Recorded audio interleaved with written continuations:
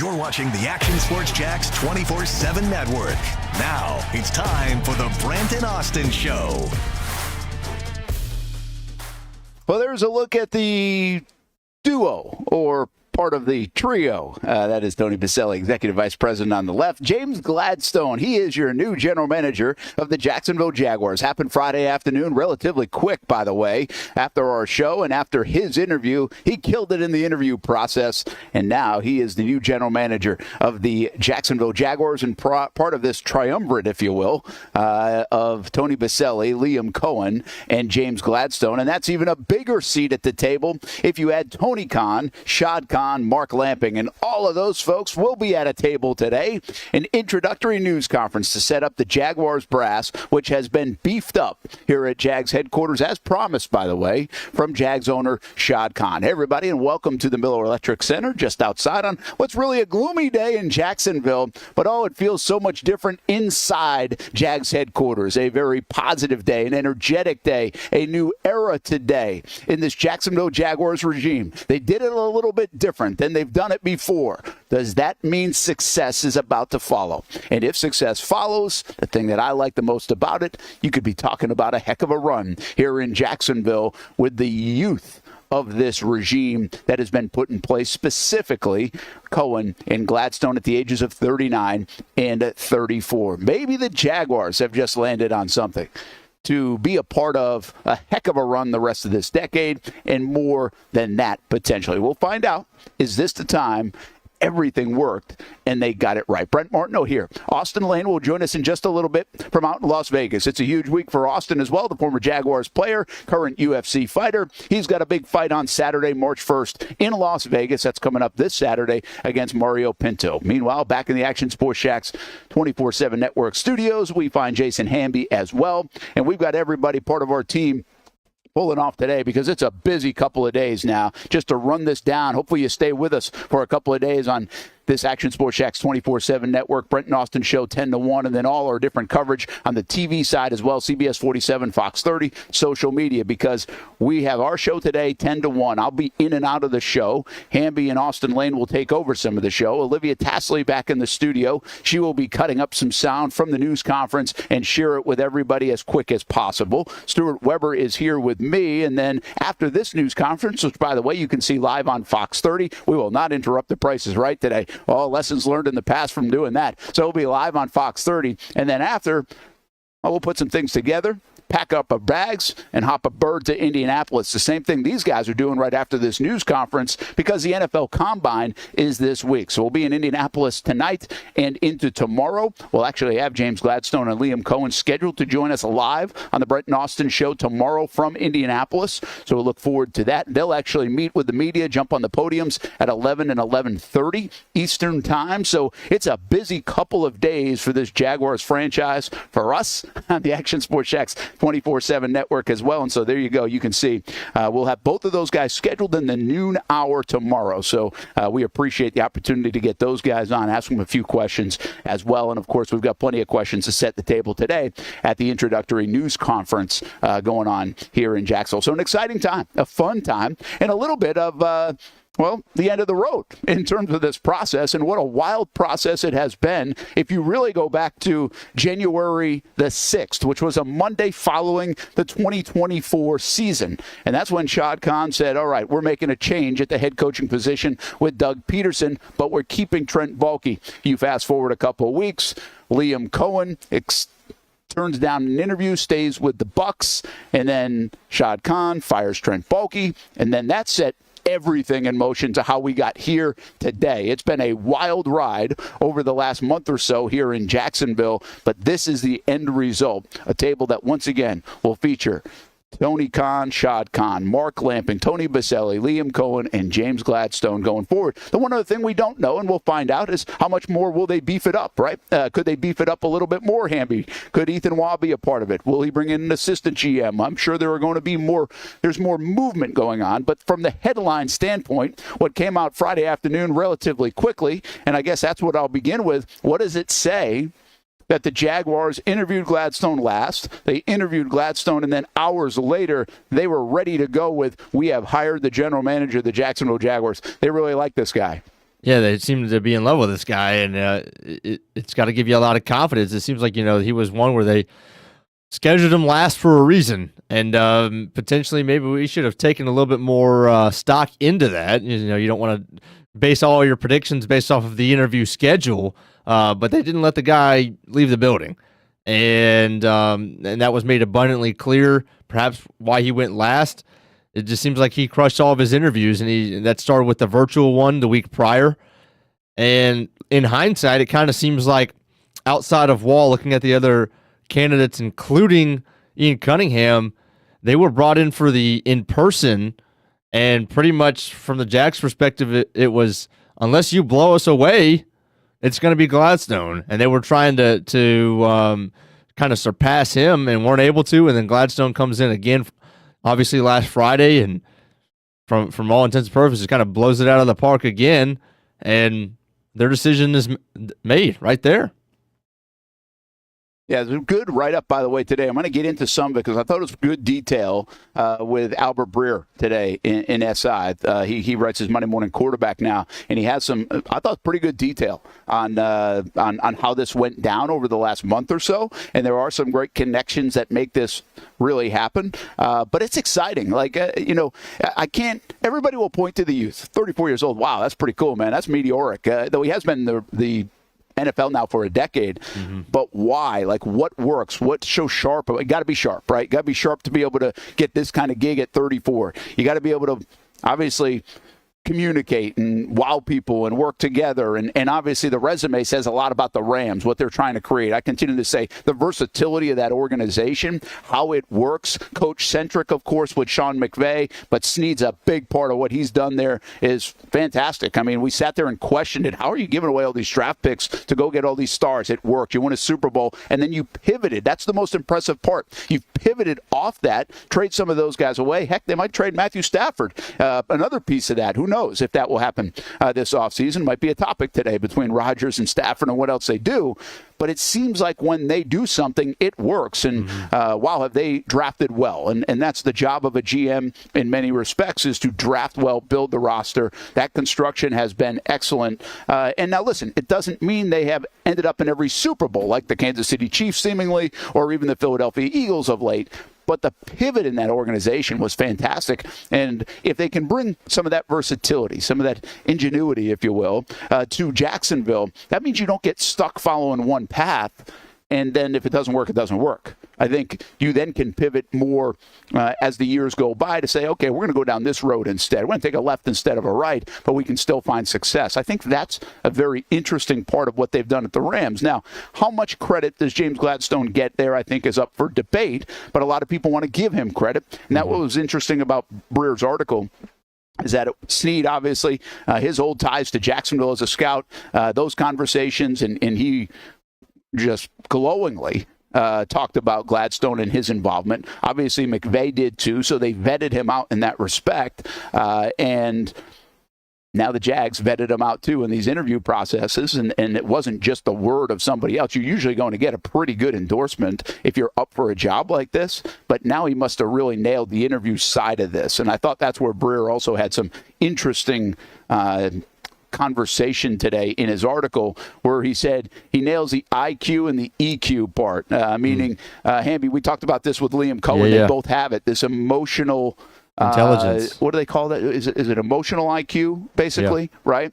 I think is what the coach of the Rhode Island Rams, Joe Traynor, had told us about Cohen, and we were stuck on that. We're like, oh, he can feel a room out, basically, right? Sure. That's huge. And you don't dominate the room. These are smart guys, I think. See, that's a tough thing. I'm not a smart guy, so I don't have to deal with this. But I'm talking about, like, uber smart. When you're really intelligent, one of the hard things to do is get down on the level of other people. And these guys strike me as pretty bright, right? In Cohen and in Gladstone. And that's great. But sometimes that can be a very hard thing to communicate with people, right? And work with people, because not everybody thinks that way. And that's what comes across to me, is that they have a great ability to still relate to everybody, communicate with people, work with people, get the best out of people. And I think that's what you hear with these two gentlemen in particular. Now, what does that look like? How does that feel? How does that sound? Well, we're probably not going to see a lot of that, right? Like we don't see the behind the scenes. But I think, to me, that's got to be one of the best traits of these two guys coming in here together.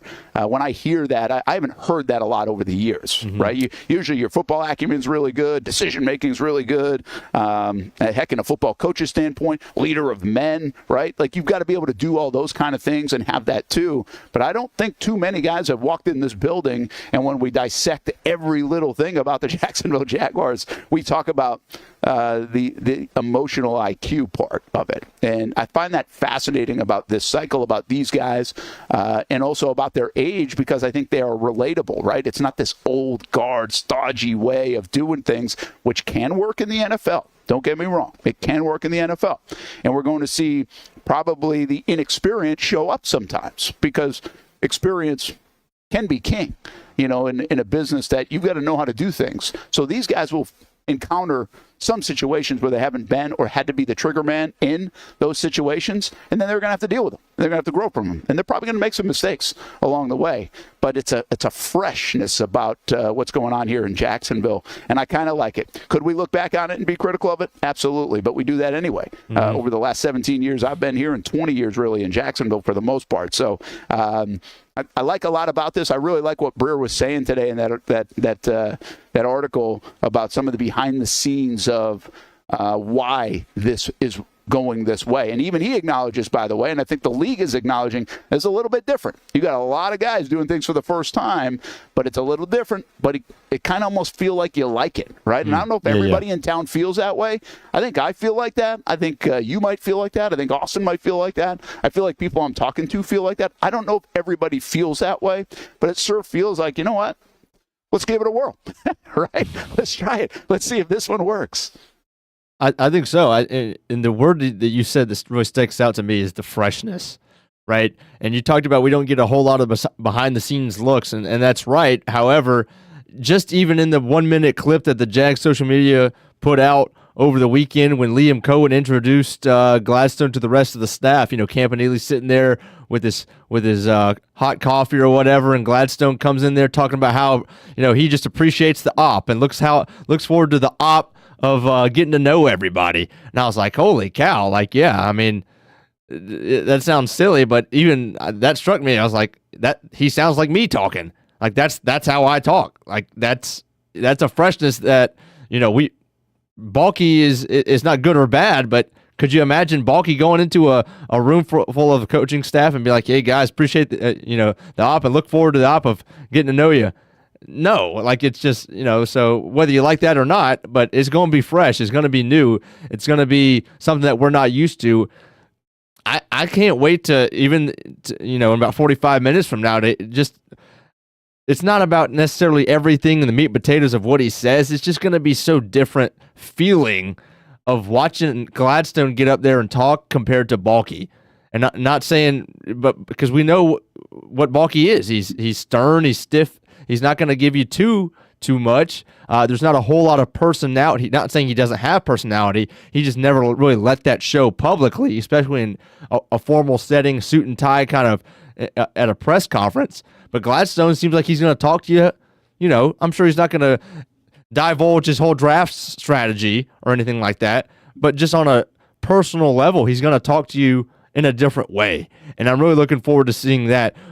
I want to go back to real quick. You talked about the versatility of how the Rams did things. I mean, they won a Super Bowl with a team that was based off of free agency, and they hit home run after home run. And then, like you said, once they had won the Super Bowl, they had to readjust. Then they did it through the draft. Look no further, like we've mentioned on this show plenty of times, than replacing Aaron Donald. We said, holy cow, that defense is going to take a huge hit. This is the best defensive. He's maybe not first ballot, depending on how the voting goes, and we have plenty to say about the voting. But it's the best defensive tackle that I've ever seen play in my lifetime. And in 2 years, you obviously it didn't take one player; it took multiple. But you replaced the production on the defensive line in 2 years through the draft, and it wasn't just through first rounders. You used a bunch of different things. Now, Verse was a big part of that. Fisk a big part of that. And we've talked about the pairing together of those two.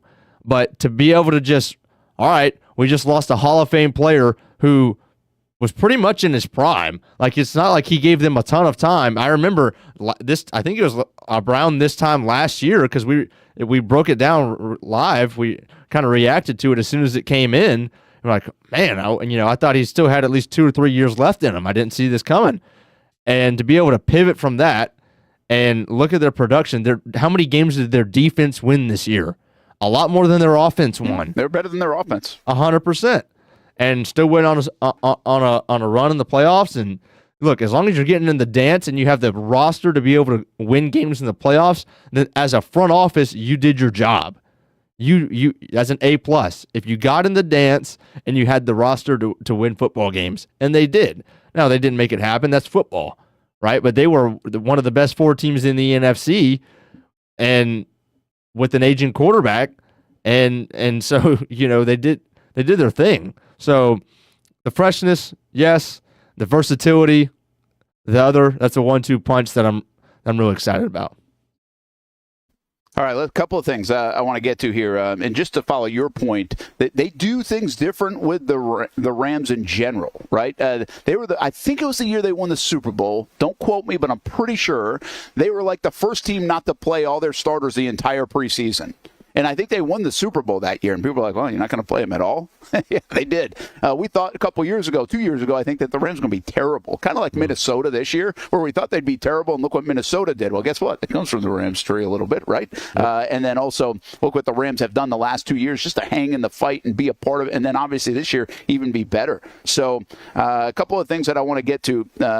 Hamby's Burner, I think, asked, do you think he'll be on the podium more than like Balky was? I don't know. I will say this. Dave Caldwell was way more open than Balky and other people have been when he was the GM, but he's still, those guys feel like that's the coach's time. That's their team now. They don't want to get in the way of that. So could he do an occasional thing on the podium? Maybe that's one of the lessons that they need to learn here, that if things aren't going as great, or maybe even if they are, that, hey, you can come out and talk to the fans, right? I think people were yearning for that a little bit, for Balky just to say something, so it's not just Doug. And let's be honest, Doug didn't do a great job of talking to the fans most of this past season. Delphonic brings up that I wonder if you're really excited about going to the Combine. This would be a question, either we ask him today or maybe even tomorrow, because you're right, Delphonic. The Rams, they don't send a lot of people to the Combine. Like, that's another new wave thing, right? From the not playing anybody in training camp to a little outside the box of not sending anybody to the Combine, or not as many people to the Combine, in terms of the brass and everybody that seems that most teams do have there, because it's basically a big convention at the Combine. And I did not know this, Delphonic, but Rams brass isn't going again this year. So now listen, their scouting staff, everybody else, I believe, are there, right? Doctors, all those kind of things. They're doing the work, but they're not there for the dog and pony show, if you will, of on the podium and everything else. I don't know. Is that something that maybe these guys don't go to? We've seen that change over time. I mean, we used to go to the Senior Bowl all the time because even the Jags coaching staff would be there, and we'd kind of run into those guys, the GM, the coach. We'd get some interviews. A lot of times it would be this interview process that was moved way up, and that'd be the first order of business was the Senior Bowl. Well, gosh, we haven't been in the Senior Bowl in a long time, and quite frankly, I don't really feel like a lot of the Jags brass has gone to the Senior Bowl. Now, they've done a lot of firing and hiring in that stretch over the last handful of years, plus you mix it in the pandemic.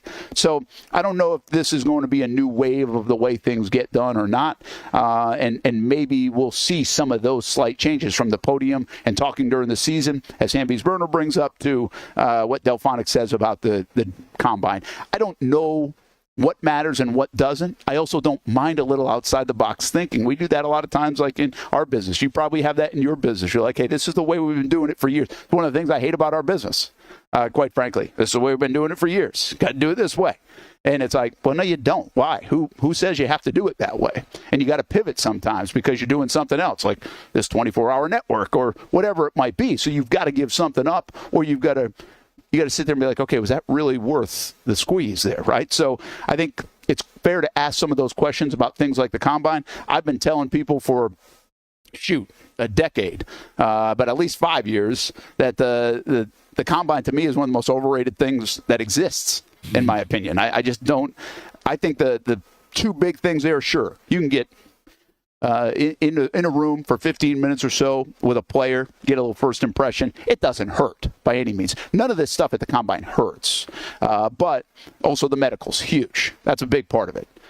But to the Rams' point of view, like being there and sitting there in the stands and everything else, I mean, shoot, you can watch it on TV if you want. And I still think, like, from the 40 time to the bench press to the everything else, we can go up and down a list of people that did really well and stunk and did really bad and were great. So, like, how much really plays a part? We're going to talk about this stuff because we're football crazy in our society, and we're going to be like, hey, look, can't wait to see this guy run the 40. And what does he run? And I can't wait to see who's going to throw. Shadur Sanders isn't going to throw. Is that a big deal? Obviously, Travis Hunter, he's going to go with the cornerbacks, and then he's going to go with the receivers, and that's going to be the story of the combine. Like, it's cool. Like, I'm fine with it that everybody loves it. I just think it's super overrated. Like, I don't think you take 18 months of scouting and you really flip your board around and how you highlight people and who you're chasing after you just watch them actually play the film of them playing. And then you change things because of the combine. Now, could be a red flag on the medical. Could be even a red flag in an interview. I doubt that happens too often now. And there might be a thing where it's like, wow, that guy's pretty good. And this is where people like the Indianapolis Colts, I think, fell into the trap with Anthony Richardson. They let the combine get a little bit too crazy in their own mind. Mm-hmm. Like, you knew Anthony Richardson was going to perform at the combine. He's a specimen. But did that take away from the Florida tape that we watched for like a whole season? Yeah. And what were they leaning in on? So, like, that's the danger of the combine to me. And again, I just view it as a whole very overrated. I don't think it's awful. I don't think you can. I do think you can learn some things, and it's certainly not a bad thing to vet out every possible scenario, because this is a very important decision that teams are making in a billion-dollar industry. So that's okay. I just think the weight on the combine sometimes is super overrated, like really overrated. I honestly think it's like a networking convention for everybody in the football world, like for coaches that are going to meet other coaches and sometimes have jobs, for media who wants to meet other media and going to, like, I really think it's become that kind of thing. So, like, the media loves it, because it's like this cool little 1 week away and everybody's there and it's accessible. And probably some of the coaches that are trying to find gigs, great networking opportunity. So, and those are okay. Like, people have conventions in their business. I'm just saying, from an evaluation standpoint, I would love to look at a Jag scout in the board that they have today before the combine, and then again in 2 weeks after the combine, and I'm just like, there's no way that thing changed much. Like, it shouldn't change much. It should be like a check the box because, interview was good. Check the box because medical was good. Okay, let's go. Moving on to the next one. We'll go to Pro Day, too, because we have to, and we'll check the box there. But these guys scout for 18 months to put stuff together on these guys. I mean, that's where they do the work. So, anyway, that's my annual spiel on the NFL Combine. So I kind of agree with the Rams brass. I wouldn't go if I were them either. And maybe someday the Jags brass isn't either. The only reason we're going is because the Jags, it's the first order of business. We are literally going to be there for 24 hours. Like, that's it. Because it's Cohen, it's Gladstone, it's Pacelli. They're going to be there. We're going to talk to them. The only reason we are going to the Combine tonight is because of that. You don't want to see, Cam Ward run a 40? No, I don't. See, you like the combine, though. Like, and that's okay. I'm not trying to hammer that. Like, no, I fine. do. I'm going to watch it. Right? It's perfect in the social media age, so I don't have to watch 6 hours of these guys that I don't know from Utah State and whatever also get in there. They'll post the top 10 fastest 40s on social media after, and that's perfect. So it's a great thing now for social media that I don't have to watch it for 4 straight days. Coach Ripley says it's the underwear Olympics. That's the best take I've heard so far today. That is indeed the underwear Olympics. It is. And listen, these guys are specimens. They all are. It's all good. Again, I say it's fine. It's fine. It is what it is. It's the NFL being the NFL, and they can just put a convention on in the middle of winter in Indianapolis, and people will talk about it for days and days, and everybody will converge. Like, that's just the way the NFL works. So that's cool. But hey, listen, bigger than that, we'll talk about the combine for obviously the whole week. The greatest thing, not the greatest thing, but the cool thing about having Austen on the show is he went. He's been a part of it, and he takes us through that each year, and I think it's a good reminder of what that process is like for the athlete. 300 players just about, right, and the opportunity they get. And there are some players that don't get invited to the Combine that actually make it in the NFL and do okay, too. So the scouting goes beyond the Combine. But this day really is about Gladstone and about Cohen and about this new front office. And I want to get this in because first of all, I'm going to check out of here in about 20 minutes or so to go into the news conference, which you can watch on Fox 30. And Jason Hamby, Austen Lane will have you covered while I'm out and react to some of the instant sound that we get from Gladstone specifically. And then, of course, the rest of the Jaguars brass. But I was thinking coming down here today, I'm actually watching, and I can see it right now from where I am at their Miller Electric Center. And, the cranes are going. They've been downtown for a bit. But we know right now at the stadium, there's some kind of underbelly work going on for the new stadium of the future. When you come down off the Hart Bridge, depending on which way you're coming, you'll see on the left-hand side the Four Seasons, and the building and construction of that is really starting to take form. You can really see, the start of the hotel and the building next to it. And then you kind of take, a right into Jags headquarters, and you go by the baseball grounds and Bragan Field, and they're doing all that construction, right? I mean, there's a lot going on in a small area right here.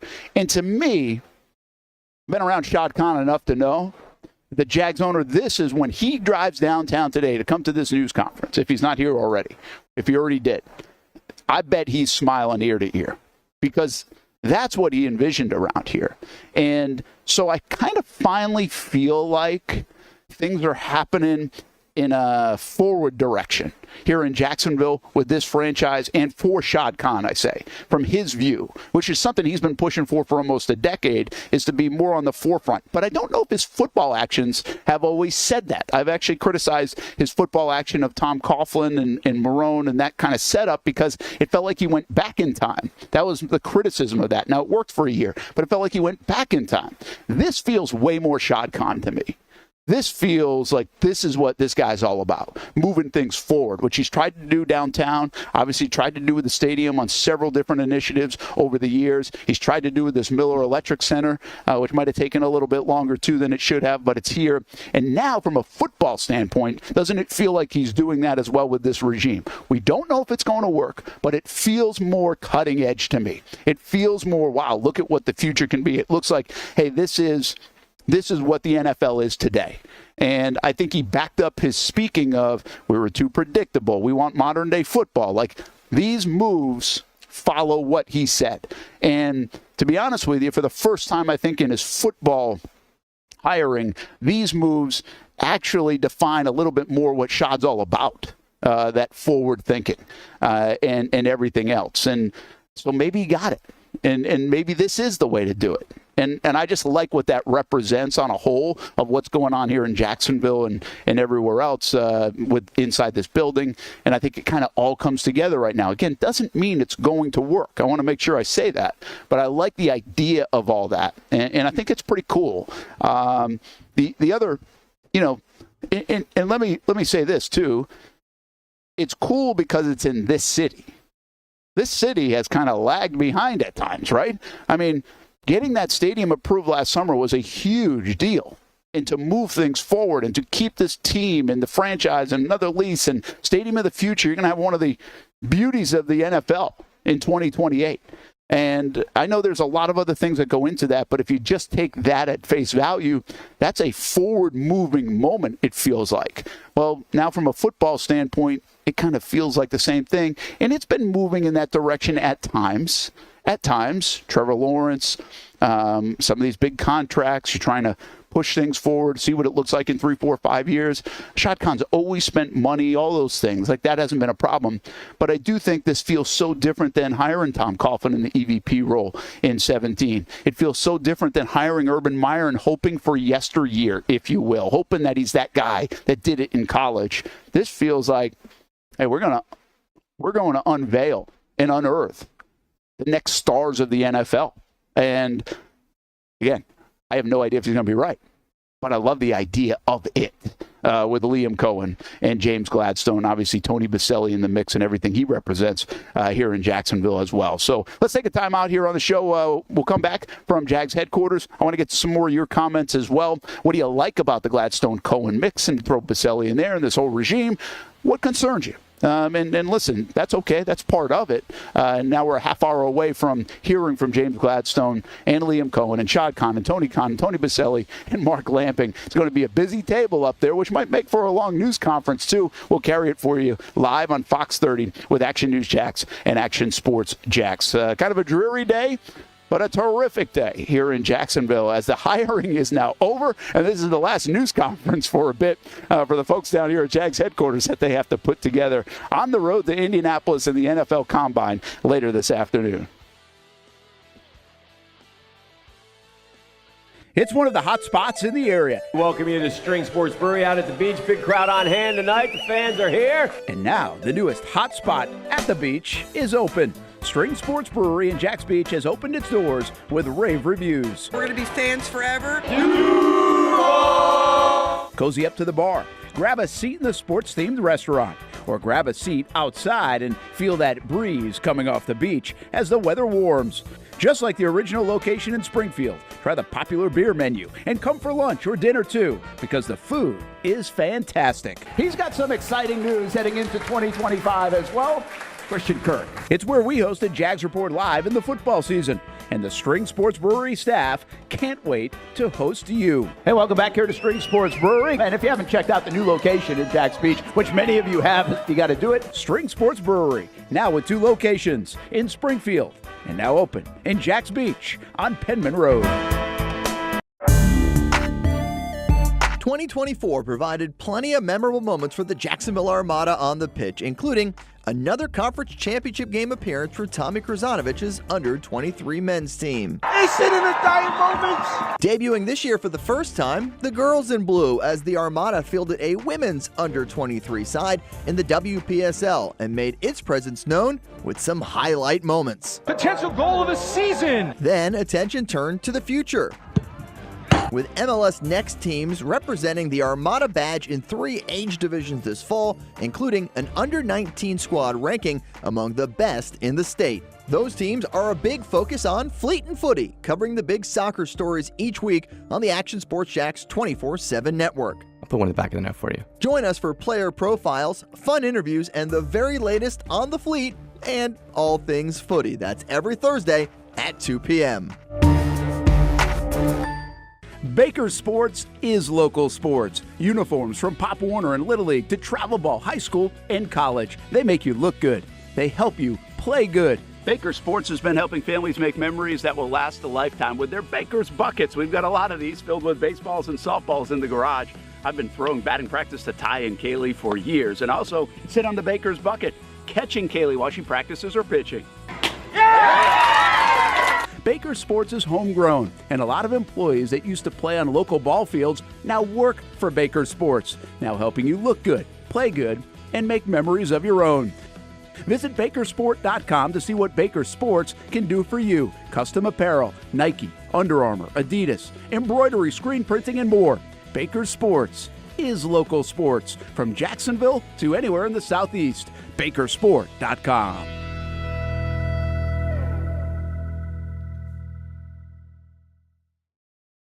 The Tom Bush family of dealerships, they've been serving customers in the Jacksonville area for 55 years. They've been your go-to spot to get and stay on the road since 1970, and that's still the case here in 2025 and beyond, even if the cars have changed just a little bit. Check out the sleek line of vehicles of the future. That's right, electric vehicles. Tom Bush offers a full lineup of reliable electric cars with state-of-the-art service facilities. Like the new VinFast, Tom Bush is among the first dealers in the entire country to offer the VinFast, and let me tell you, this thing is sweet. The good folks at Tom Bush have all the info on charging, service, tax credits, and everything you need to keep your EV running smoothly. BMW, Mazda, Volkswagen, Mini, and the newly offered VinFast. There's something for everyone at the Tom Bush family of dealerships. Ready to join the Tom Bush family? Stop by the showroom or check out the inventory online at tombush.com. I'm ready to show my hand, ready to take a stand. Wait on a sign above, and I am ready, ready. 'Cause I just live for the game. 'Cause I just live for the game. 'Cause I just live for the game. For 60 years, the Bob Hayes Invitational Track Meet has provided competitive events, and we're also happy to provide scholarship opportunities too. Join us for the annual Hall of Fame Gala March 13th at the Potter's House and at the James Day Middle School Meet at UNF March 14th. There they go. And don't forget the annual Bob Hayes Track and Field Meet at UNF Saturday, March 15th. Get tickets and info at bhitm22.org. For vendors and partnerships, call 904-222-1075. Welcome back to the Brent and Austin Show, streaming on the Action Sports Jax 24/7 network. Look at this championship celebration for Darius Slay up in Brunswick over the weekend. Really cool. I think we need to do this more for our hometown guys if they win national championships or Super Bowls. I love this. And Slay was up there in Southeast Georgia. Marcel Robinson went up and got it too. Pretty cool stuff for the Philadelphia Eagles star, longtime NFL player. What a career he's had out of Southeast Georgia, one of our local guys winning a Super Bowl. Hey, everybody, and welcome back to Jags headquarters. And, oh, man, we'd love to throw a parade around here someday. And will these be the guys to do it? Will it be Shad Khan, Tony Khan, Mark Lamping, Tony Baselli, James Gladstone, Liam Cohen, Trevor Lawrence? Did I miss anybody? I don't know. But that's the group. That is the group. That's this next rendition of the Jacksonville Jaguars that will try to bring a Lombardi trophy to Jacksonville. And I think even before that, and maybe the Lombardi comes before this, who knows, but I don't think about the Lombardi as much as I think about consistent winning, sustainability. And that is what Shad Khan has been chasing. Been here for 17 years on Saturday.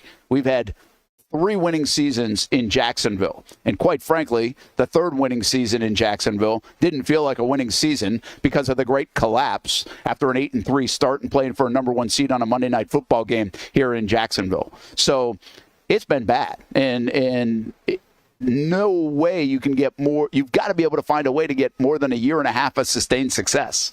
And that's it. That's all we've got in Jacksonville over the last 17, and I would even go back maybe a little bit longer than that, although they had just come off a playoff win and a little more consistency with Jack Del Rio when I first arrived. So is this the regime that will do it? It'll be fun if it is. I think there's going to be a lot of energy around here in Jacksonville in this building, a lot of relatability. Philosophically, we'll see what these guys are all about, what they want to do, how they want to accomplish it. I don't think you reinvent the wheel. I think we talk about like how smart these guys might be and everything else. I don't think that's it. I don't think they're going to be playing a game that nobody's playing. I just think it will be on the forefront of the game. It'll be able to pivot. It'll be able to change. So I think those things are important. Brent Martineau, along with Jason Hamby right now in the Action Sports Jax 24/7 Network Studios. Austen Lane's got a fight on Saturday night in Vegas. He'll join us from Vegas in just a bit. We're going to sneak inside to the news conference at 11 o'clock, and you can watch that on Fox 30, by the way. I'll be live here on CBS 47 at noon, and then we're live until 1 o'clock here with the show. We're reacting to everything that goes on, and then we're off to Indianapolis, and we'll have James Gladstone and Liam Cohen on the show between 10 and 1 tomorrow in Indianapolis. So look forward to that. Appreciate those guys making the time for us in the Brent and Austin Show on the Action Sports Jax 24/7 Network. A little bit later on, I think we're going to dive into another Daniel Griffiths Paint the Play presented by That One Painter First Coast. We'll get to that article, which will be up on actionsportsjax.com. We're going route tree, and I know you're going to like that one, Hamby. You like that route tree stuff, especially in that flag football world of yours. But I think there were some interesting things tied into what Cohen might do from the Bucs offense to what the Jags were doing here with Doug Peterson. So I thought the Albert Breer article, again, was really pretty good. Mm-hmm. And part of the thing, that was an SI this morning, by the way, if you want to go back and look. It shows the connections between Cohen and Gladstone. It shows the connection between Mark Lamping, the Jaguars president, and Gladstone went to the same high school. Now, obviously, I'm not sure that was a really long connection. It was decades apart. But with all due respect to Mark's age, but it was decades apart. And then It showed Les Snead, obviously having ties to Jacksonville. Did you know that he was a scout back in the day and here in Jacksonville? So there are some pretty cool connections here, and that's what this business usually lands on. Will they be able to bring what the Rams did in some way, shape, or form to Jacksonville and find success? But what I really have spoken about, even before Gladstone got hired, it was really the key moment of the last month for me, was not necessarily the hiring of Tony Boselli. I thought that was going to happen, but it was really the job description of Tony Boselli, Hamby. And the reason why I think that's even more important now is because you get a first-time coach and a first-time GM, and you don't put as much on their plate. Now, there's plenty on their plate, a lot on their plate. They've got a lot to do, a lot to figure out, a lot to be in charge of, a lot that they've got to do right to make this thing right. But in the meantime, you don't have to rely on Shad to do that, who also has a lot of things going on in his business ventures and every other deal. Tony Khan has a lot going on. But Tony Boselli's job, in many respects, will be to bring this thing all together, right? And we can get deep diving and how much will he be involved in the decision? Will he be the third guy that comes in and makes the decision? How will he do? I'm not talking about that. I'm talking about in the job description that Tony Boselli has, there's a lot of things that usually would be on the GM's plate or even the head coach's plate, but I think the GM's plate. You're getting a guy coming in here doing this for the first time, somewhat of a meteoric rise in this profession to be here, and they're going to take some of that off his plate, Hamby, and put it on Boselli to help with that. I think that's a big part of this, and I think people will miss that. But I do think that allows you, as a new general manager, to focus here, here, and here, and as a new coach, focus here, here, and here, and not worry about all this other stuff. All this stuff around the here, here, and here, that can be Tony Boselli helping out, contributing with the input of these guys, too. That's fine. You want to be on the same page, collaboration, all that stuff. But that can be Tony Boselli cleaning up a lot of that. And then when it's time to get involved in the here, here, and here stuff, he can do that too. So right. I do kind of like the setup here for these first-timers as a head coach and a GM. It can be a daunting position coming into a new building in these roles in this billion-dollar business. I think Schott has set this up pretty well this time around for those two guys specifically. Yeah, and especially as a guy like Gladstone who had never even been an assistant GM, who really focused on the draft and player personnel specifically. When you come into a new role like this and you're asked to do that plus 5, 6, 7, 10 different things, what Shad, I think, main goal was, I think it's obvious, that he wanted whatever got you here to be what keeps you here and what you focus on. And for Gladstone, that was player personnel, that was scouting, that was and development, obviously through the draft and free agency. So Shad says, look, Boselli will kind of fill in the cracks, fill in the holes, help you out. I want you to focus on the draft, free agency, and the cap. And I think that's got to be a huge thing, especially because Shad wants it coach-centric. Then Cohen handles everything on the field, players, coaches, right? And so you really have guys, and I mean, think about, we think about our jobs, like your job, whoever. You do a lot better when you know exactly what your job is, what your goal is at the end of the day, what your goal is at the end of the week, at the end of the year. If it's the more specific your job description is, the easier for you to have success. I think that's not just football, that's across the board. And I think Shad, as a business owner, understands that. I guess you could make the argument why it wasn't clearly defined in the past, but I think obviously he tried with the Coughlin. It just didn't work out. But here we go again, and we have a younger group. Say, here's your defined role. Go execute.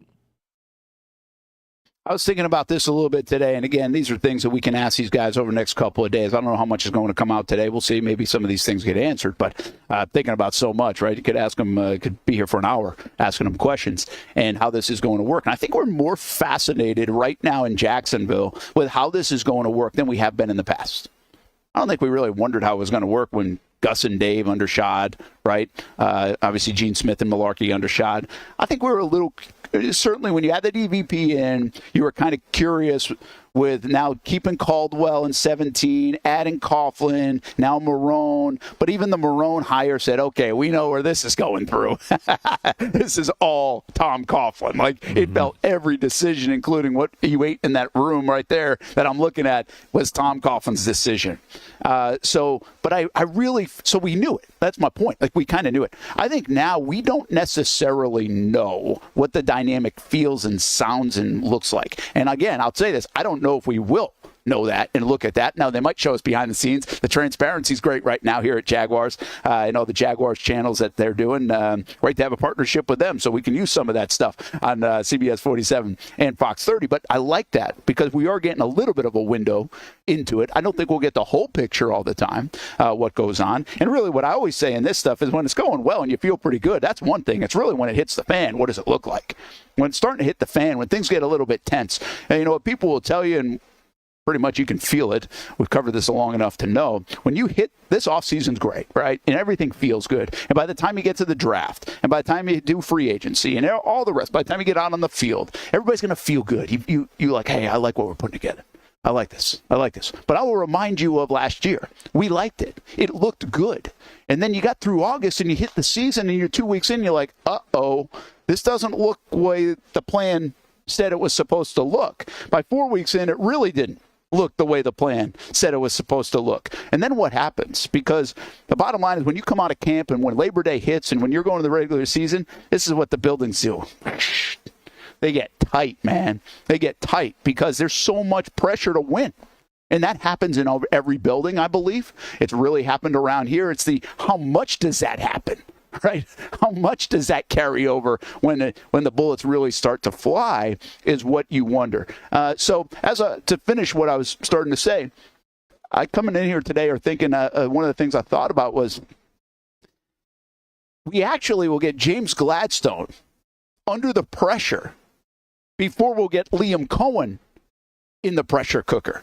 And what I mean by that is the time to really make decisions if you're Gladstone, let's just in that role. And again, it will be collaborative. I get it. But he'll be the guy pulling the trigger, I would think, on free agency and the draft. So what's it like? He hasn't done that. He hasn't felt that. Doesn't mean he'll flop doing it. It just means he hasn't done it. He's been in the room, but the pressure hasn't been on him.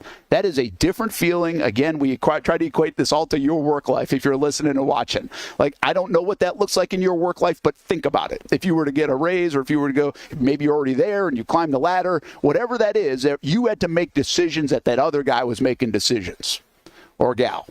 And now you got to do it. Remember the first time doing it? What did it feel like? What did it look like? How was it? Did it go well? So like he's the latest hire. And now over the next 3 weeks, he's got free agency. And then in the next 2 months, he's got the draft and that fifth pick and how you manage it. And now the 20 picks of the next 2 years that they keep bragging about. Those are the things. Now, by next year, he'll feel a lot better. Maybe by the fifth round, he'll feel a lot better about the way this is going. But I got to believe there's some anxious moments in there. And then the same thing we ask about Liam Cohen. But we get until September to figure that part out, right? Like, what happens on the sideline? Okay, calling a play, putting together a plan, all that. Oh, that's been easy. I've been doing that. What happens when you got the headset on? You got to throw the challenge flag. You got that in your sock and all the things. You got to call a timeout at the right time or not call a timeout at the right time or manage the game, and you're calling plays. I just think those are the fascinating questions with these guys. And you ask those questions about a new head coach all the time. You probably ask those questions about a new GM all the time. But they got it both going on here in Jacksonville, Hamby. I think that's really fascinating that you can be smart, you can be well prepared, you can be ready to go with your experiences. The resume can look good, but we just won't know, and they won't know, and the people really close to it won't know until it happens on those kind of days. Yeah, it's interesting that you're right that Gladstone is in the pressure cooker or whatever until a lot sooner than Cohen is, but at the same time, we're going to know. We're going to know whether Cohen has succeeded or Cohen has lived up to the hype well before Gladstone just because of the on-field product. We still give guys a year, 2, 3 to see how their drafts work out. It's not like, we're not going to see the guys that he drafts. I mean, it's going to be up to if you don't think Gladstone succeeded in his first draft, that's because your mock draft didn't look like his. Well, who cares, right? You're not going to be able to quantify how good or bad or whatever he did until at least a year in. And the other point I think that I'm kind of trying to remind myself of is, look, the pressure is there. The pressure is there for especially Gladstone. It's there for Cohen. It's there for Baselli too. It's there for all of them, but especially with Gladstone, it's like at the same time, I put this out on Twitter. You're following Balky. And I guess that won't have anything. No, he's not going to be told that really, and he's not going to be thinking about that because he has his own expectations to live up to. But at the same time, you're following the most hated GM by their fan base in quite a while. Like, that's just the facts. Like, we don't even have to retread how much, going back to 2022, the fans going back to this year. Like, you don't have to make I would say, hey, your 5th round pick doesn't have to be a Hall of Famer in year 1. Like, you don't have to go pull the biggest heist of any trade that's been done in the last 10 years in your first month. Make the team better, relax a little bit, help Trevor Lawrence, especially in year 1, and you're good. Like, obviously, yes, the longer he's the GM, I'm going to expect the same kind of stuff that happened in LA. But in year 1, like, you don't have to be the best general manager in the league and hit 5 blockbusters and 5 home runs in your first AB. Yeah, you don't have to do that. Hey, listen, I'm going to hand off to you. Actually, what we're going to do is probably throw to a break here. You'll come back, and you and Austin will take over. I'm going to head in for this news conference coming up at 11. I want to remind you, it's on Fox 30. You can watch it live on Fox 30. We'll also break it down. So if you can't get the Fox 30, we will break it down blow by blow here over the next hour. We're turning around sound bites quickly, and then we'll be back on right around noon. I will be for some instant reaction. But again, Austin Hamby will take you through this throughout the morning right here on the Brent and Austin Show on the Action Sports Shacks 24/7 network. So I know we're bobbing and weaving a little bit, but a lot of exciting things happening here in Jacksonville and at Jags headquarters. Let's take a time out. The Brent and Austin Show on the Action Sports Shacks 24/7 network, and more to come from Jags HQ on a busy day in Jacksonville right after this. There's a saying in sports, you can't win them all, but you can win a lot with good folks on your team, like that one painter, First Coast. It's tough to beat the sun in Florida, so your home fades. It's tough to beat that HOA when they come calling. Beat the sun, beat the HOA with that one painter, First Coast. And it's a good time to do it. Less rain to work around, and painting in mild temperatures is perfect. After all, the paint bonds to the surface so much better. Give that one painter, First Coast, a call at 904-417-3557. Or look them up at first-coast.thatonepainter.com. Fast estimate, guidance on color and HOA requirements, and the highest quality job you'll find anywhere.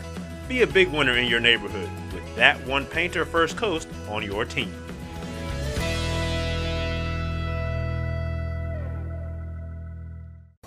Just be yourself. Maybe we're talking about being a dad or a mom, a first responder or a teacher. Maybe it's a sports fan. We love those. We're talking about anyone in the Jacksonville community. At Community First Credit Union, just be yourself means being real. When you partner with Community First, it's straightforward. They're people connecting with you, so you can be yourself. I've been coming here to Community First for years. This is the Bartram branch, the one I usually come to. And they have mortgage loans, personal loans, and auto loans. And I'm almost done paying off that truck loan. Just a few more months. Good rates, easy online banking, and friendly customer service when I have a question. It's easy to be myself with Community First. They live up to the slogan in their name. Community First has partnerships in the Jacksonville community with the Iceman, the Florida Theater, the Jacksonville Zoo, and many more. Visit one of the Jacksonville branches or find out all you can do with Community First Credit Union at communityfirstfl.org so you can just be yourself. For the game day hustle and every day in between, juggling my show Jag Social to going under the Friday night lights and a social life, it's a daily tournament. But this ride, MVP status. The all-new 2024 Lincoln Nautilus isn't just my car, it's my personal locker room, office on the go, and VIP lounge on wheels. Let's talk tech. My profile remembers everything from customizing my dash display to setting the ambient lighting and my signature scent. And wireless charging, essential for live tweeting scores. Whether I'm packing for a beach day with friends or heading to the gym, there's space for every passion. After dominating all day, this becomes my recovery zone. The massage feature is like having a personal PT on call. Life's a non-stop game, but with this ride, I'm always on my A game. The 2024 Lincoln Nautilus. Drive your passion. People helping people. It's at the core of what Alive Credit Union is all about, and it's been that way for over 70 years. From the start in 1954 to today, the mission remains to inspire financial wellness and give you a financially fit lifestyle. Alive Credit Union and its employees are committed to not only serving their valued members, but also our community here in Northeast Florida. I had a chance to see that commitment firsthand as Alive partnered with our Action Sports Jacks 24/7 team to bring you Armada men's and women's soccer broadcasts. Inside the 18, it is a shot, and it's a goal! Chloe Chivers! And that connection to the community continues with Alive Credit Union's support of the Police Athletic League of Jacksonville. Alive Credit Union's commitment to our community also involves serving the financial needs of all first responders through the recent merger partnership with City and Police Federal Credit Union. Join the community and become a member of Alive Credit Union today. Find out the many ways you can be inspired in financial wellness at alivecu.coop.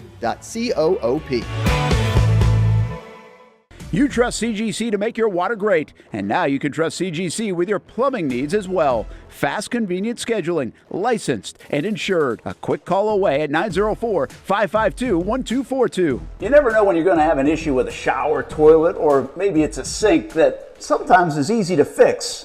All right, let's be honest. I'm not fixing anything. I'm totally staging this because when I have a plumbing problem, I call CGC Water Treatment and Plumbing. Trained professionals, transparent pricing, customer satisfaction. Small problem or even a bigger issue. Right now, you can take 10% off any water heater. The experts with 25 years of experience at CGC Water Treatment and Plumbing can do it all. Call 904-552-1242 or visit cgcwater.com. For a limited time, CGC is waiving the trip charge on all related plumbing calls. CGC Water Treatment and Plumbing, an authorized independent Connecticut dealer. Florida license number CFC 1432579. Welcome back to the Brent and Austin Show, streaming on the Action Sports Jacks 24/7 network. A look at Lucas Oil Stadium in Indianapolis, where the Combine is set to take place all this week. As we told you at the top of the show, James Gladstone and the Jags front office will be there. The Action Sports Jacks team, Brent, will also be there as well. He will talk to James Gladstone and Liam Cohen tomorrow. We will have that for you on the Action Sports Jacks network and the Brent and Austin show. We're rocking solo for a few minutes before Austin hops in out there in Vegas for Fight Week. And maybe you're still watching, but maybe you're hopped over to the Jags channel to watch the opening press conference for Gladstone. We encourage you to watch that on Fox 30. We're airing it there. But that's set to go in just a few minutes. And I did want to get to a few things in the chat that I was looking at. You guys have been very active in there. So I want to talk about this one right here. Does the inexperience matter with Gladstone and the entire front office? Can't remember who put that in there. That's Glenn C. put that. And I think you're naive to believe that experience doesn't play a role, that it doesn't matter, that there's not going to be some kind of a learning curve. Right, and somebody else said, I don't want to hear the learning curve excuse. Look, I get that too. I totally would understand. As we, I believe we got our guy. Let's see. Here he is. Let's go. What up, man? How we doing? We're good. We're good. Austin, I want to hop right into because obviously Gladstone's going to talk here, and the whole bunch is going to talk here in about a couple of minutes. The inexperience factor, right? This is the first time we're able to talk about it since the hire went down Friday evening. As I was saying, it's got to matter some. At the same time, this is kind of what you asked for. The fresh look, the fresh decision making, the new wave, if you will, of decision making in the NFL. And we were kind of talking about the pressure aspect before the break, Brent and I. And my biggest point was, I hope that, look, Gladstone is going to have pressure on himself because of his personal expectations, right? You have personal expectations for yourself when you fight day in and day out, and you know when the official thing goes down. However, you also, I hope Gladstone thinks about who he's following, right? That as far as how he's viewed by the fan base, whether he cares about that or not, I think everybody does to some extent. How much that you let that bother you is another situation. But you don't have to. My point was, you don't have to make 10 home run decisions in the first week because of who you're following. You make the team incrementally better, at least in year one. You get your feet wet. You do your thing. You do what you were hired to do and what you've proven that you can do with the Rams. And Jags fans will be happy with you. You're following Balky after all. Like, you don't have to go find a Hall of Fame player in the 5th round immediately. That would be nice. That would be awesome. But to hit the expectations and to keep the fan base happy, you don't have to hit a home run with nobody on base. No, you're not wrong, Hamby. I think when we talk about, well, I mean, number one, Gladstone to a lot was a little surprised, right? Because we all expected Ian Cunningham. Like, that was the hot name going around NFL circles. And then, you know, I mean, believe what you want to believe, but apparently he didn't really interview that well. Gladstone did. There is some sort of, you know, rapport there because he comes from Los Angeles and Cohen has ties to the Rams as well. So I think there is a little bit of comfortability there. Yeah, I mean, listen, the bar is pretty low right now in terms of having to follow Balky. So he does have an advantage there. But when you look at what he's coming into, number one, you're coming into a team where even though it's a completely new regime, there's still a lot of expectations just because of the talent on this roster, and you have your franchise quarterback. But what I think the story is going to be with Gladstone is you have tons of draft picks at your disposal. Whether you want to draft everybody with those picks, whether you want to trade some of those picks away and move up, whether you want to move back, there's a lot of possibilities that you can do with these picks. It would be one thing if you're a GM, you're coming into a bad situation. Maybe, you know, the previous year they traded all their picks away for this one player. It didn't work out, right? And now you're coming into maybe 4 or 5 picks. That's not the case with Gladstone. They have a lot of picks, especially early in the rounds. So there will be some pressure on him to try to make those picks good, obviously. When we talk about free agency, once again, the bar is pretty low right now because we're talking about a guy with Trent Baalke who, you know, he did hit some, but also there are some questionable decisions in terms of who they brought in for free agency. So there will be some money to open up, more than likely. So then the next question is, well, if you're Gladstone, do you try to make a big splash, right? Do you try to get a wide receiver for Trevor Lawrence? Do you try to re-sign Christian Kirk? So, you know, he's coming into a situation, Hamby, where I understand he shouldn't feel all the pressure in the world just because of who he's replacing. But at the same time, he's going to have a lot of things at his disposal that we're going to judge him on, whether it's the draft, whether it's free agency, and obviously the new regime. And I think that the biggest question that people have is the youth of this franchise right now. And Gladstone's going to add to that. I mean, just take a look at him, dude. I mean, he looks pretty young, right? So I think there is some skepticism there in terms of the experience factor. And what I'm curious to hear and see, and I'm sure we'll find out during this press conference, is does he bring over some executives from the Rams, right? Because keep in mind, like, yes, he's the new general manager, but it's a conglomerate, right? It's a team. So does he take it upon himself to go, okay, maybe we are a little young, even in the front office. Let me go ahead and bring some of my guys over, or at least some guys that I've worked with in LA, maybe some guys with more experience, some executives, whatever you want to call them. And then do you implement them too with this franchise to add maybe just a little more experience in terms of the front office? Yeah, I'm with that. I think, as obviously if you're watching with us, wrong finger, there's Shad.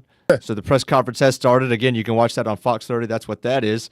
One of the other things I wanted to ask you about, Austin, was, with the combine being this week, with the free agency starting in a couple weeks, with the NFL draft in about 2 months, Gladstone is going to be judged, and he's going to have the first opportunity to perform before Cohen does, right? Because Cohen's obviously got to wait till the season, the season starts in, let's say, September. However, we're not going to really know who's done well. Well, Cohen's still the guy that we're going to know whether we judge has done well or not, because we're going to give the draft picks time. We're not going to be, as soon as Gladstone drafts, as long as it doesn't line up with our shock your mocks, then, so one guy's got the pressure first, but the other guy has really got to put the results on the field or let the results speak for themselves before the other one as well. Yes and no, because here's how I think about in terms of how the combine is going to be handled, the draft and everything. And yeah, I think you're right to an extent, Hamby, where obviously we're going to tie the draft, we're going to tie free agency to Gladstone. But at the same time, and we've praised Cohen for saying this, but now we got to hold him true to it. Cohen said that, it's going to kind of go through him a little bit, right? Like there's a chain of command, and we get the sense that Cohen is leading this entire thing.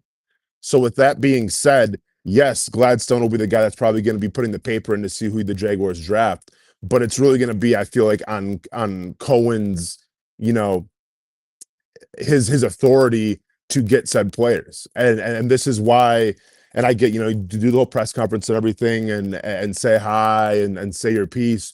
But then it's time to go to work, right? Because you might be behind the 8 ball a little bit right now, because the whole job now that Cohen and Gladstone have to do is Cohen's got to exemplify what he wants on this team, what kind of guys he's looking for, what kind of holes need to be filled, maybe what some plans are in free agency, and go from there. And keep in mind, like, they haven't probably even talked to this whole roster yet.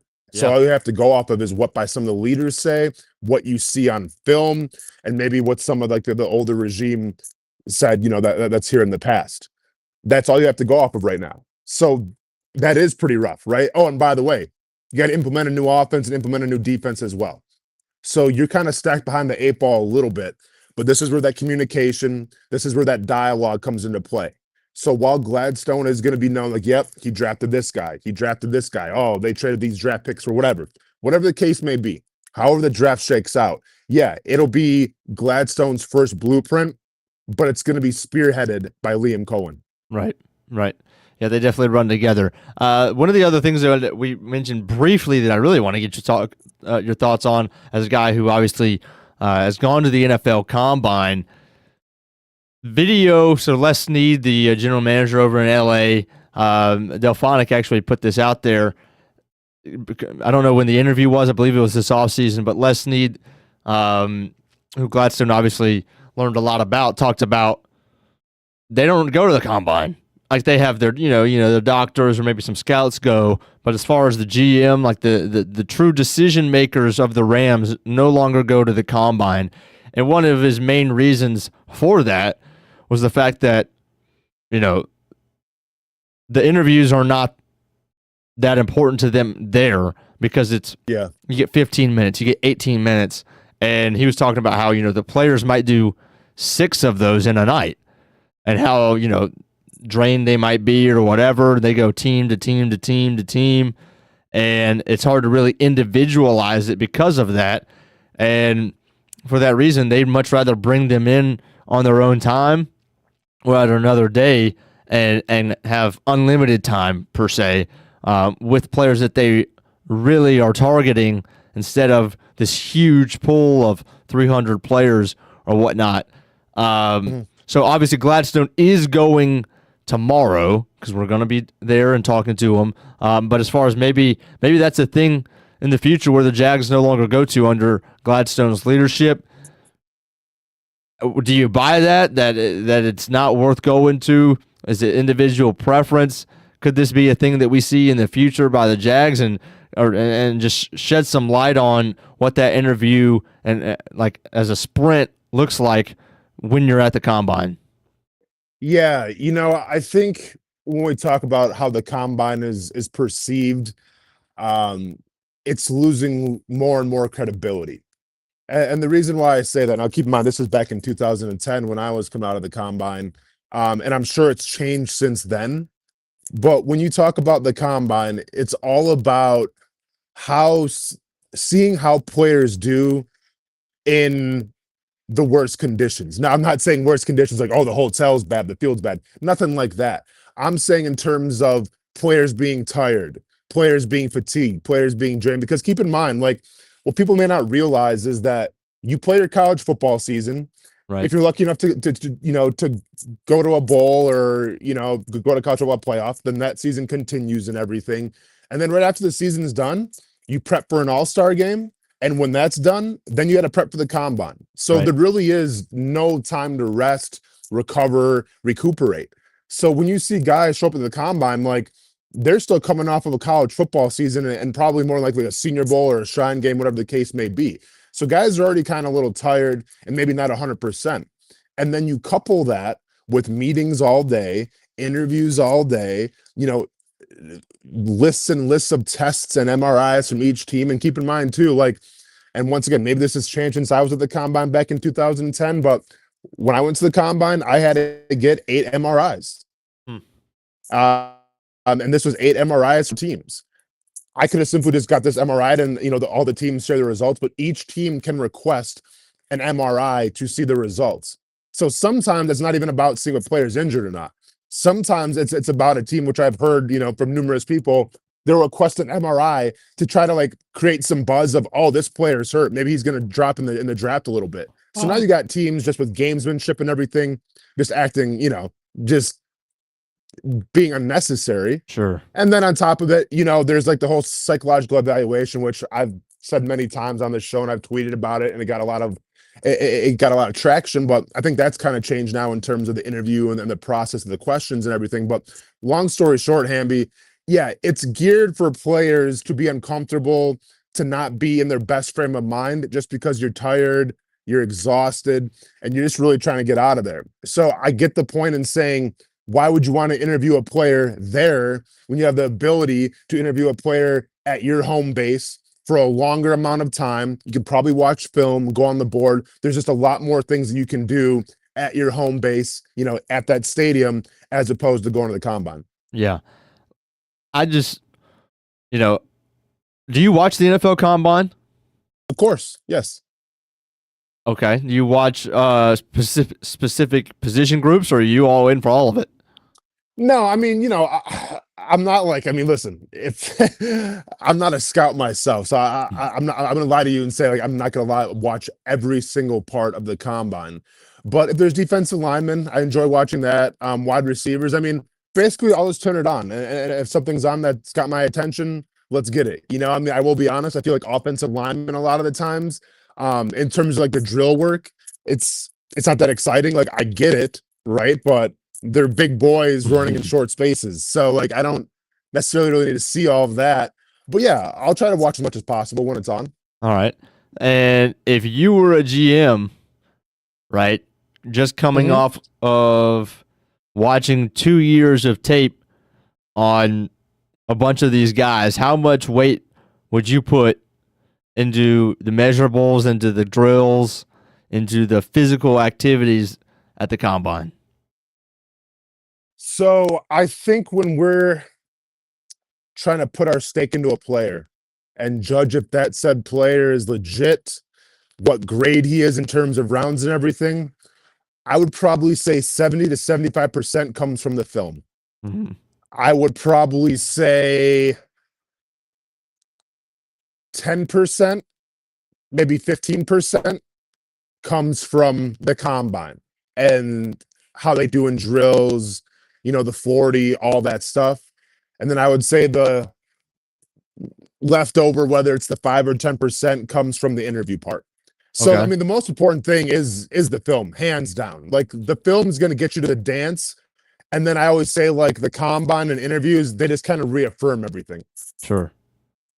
And would you say 10 to 15% is too much? Or as long as you're not getting above that, then you're good? In terms of how much weight you put on the combine.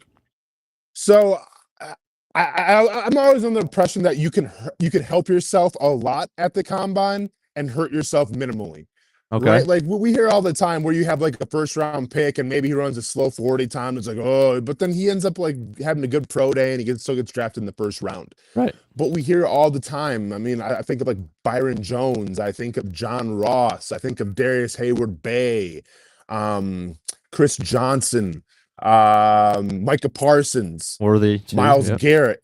Yeah. Well, I mean, say whoever you want to say, where they have like this freakish, these freakish combine turnouts, these results, and they immediately shoot up draft boards, right? Because like, here's the thing. Let's say with Micah Parsons, right?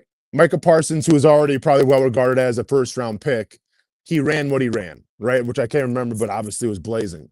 So then teams see that and they're like, all right, we have to watch more film on this guy because like, let's go back to the film and watch it. And then maybe you see some more nuances where it's like, okay, this guy might be a top 10, top 5 type of player, So I always felt like at the combine, you can make yourself a lot more money than you can lose. Now, like with quarterbacks and stuff, then that's debatable. But I'm just saying from the usual general positions of the National Football League, set aside from the quarterback, you can definitely make a lot more money at the combine. All right, so more of a specific question then here for Jags fans who are going to be locking in on very specific players, right? I mean, let's just take Mason Graham, for example, somebody that, a lot of people, including myself, would love to see us take and draft at number 5 overall. Just as far as what matters and what doesn't in these drills, what are the main drills for a defensive lineman that fans, if they want to put stock into anything, they should be on the lookout for? Yeah, that's kind of the debate, right? Obviously, we talk about a 40-yard dash. Like the 40-yard dash doesn't say everything, but what it does say is athleticism. It can say explosiveness. And yeah, there is a correlation where if you're a defensive end or a defensive tackle and you run like a 4.6, 4.5, 4.4, guess what? You probably got a pretty good get off. And get off in terms of getting after the quarterback, in terms of stopping the run, there's 3 phases. There's the get off, there's the move area, and there's the finish. Well, if you have a great 40-yard dash, that takes care of one of those things right there in the get off. Right. So while, we don't put all the stake on the 40-yard dash because some people have like, get off speed, and then some people have like a top overall, like over end speed, you still got to take into account the 40-yard dash. So that's one drill. Sure. You definitely got to take into account whether it's the L drill or like the 3-cone drill, they call it.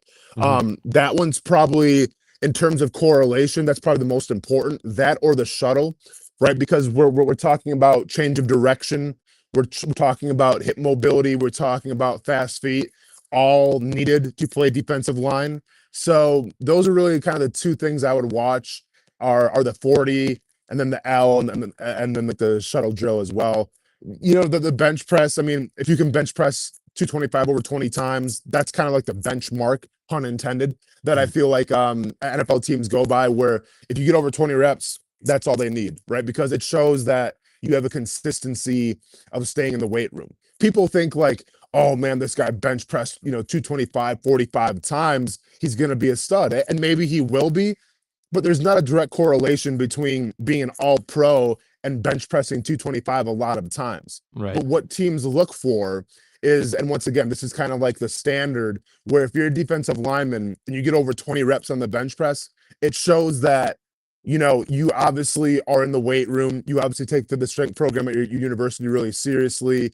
And that's kind of all they need to know about it, right? Like, yeah, if you get 40 reps on the bench press, then maybe teams will take a second look at you and maybe elevate you up the draft boards a little bit. But all they're looking for is over 20. I hear you. All right, well, obviously they're about 15 minutes into this press conference, which means we're starting to get clips back. So, Austin, why don't we go ahead and listen to Shad Khan's opening statement? What a start to 2025. I hope everyone's as energized as I am as we aim at the bright future on the field and continue to succeed as we have off the field. We've got an outstanding leadership of the Jaguars assembled to my left: James Gladstone, Liam, Tony Baselli, Tony Khan, and Mark Lamping. So before I introduce our new general manager, James Gladstone, I do want to touch on a few developments since we last met. First, congratulations to Eric Armstead, who was named NFL Walter Payton Man of the Year for excellence on the field, combined with his commitment to the community. Anyone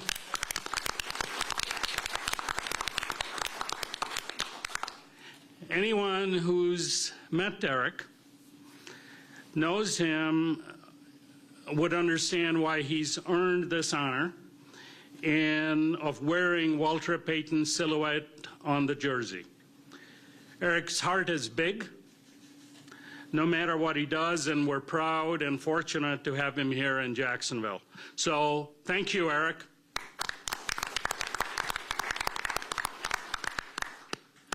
Several weeks ago, I shared the good news that Mark Lamping has agreed to continue as our team president through the 2030 season. Mark's positive impact on the team business has been remarkable, and the leadership on the stadium project, Stadium of the Future, is going to be essential in the years ahead. So I thank Mark for your commitment to the team and the community.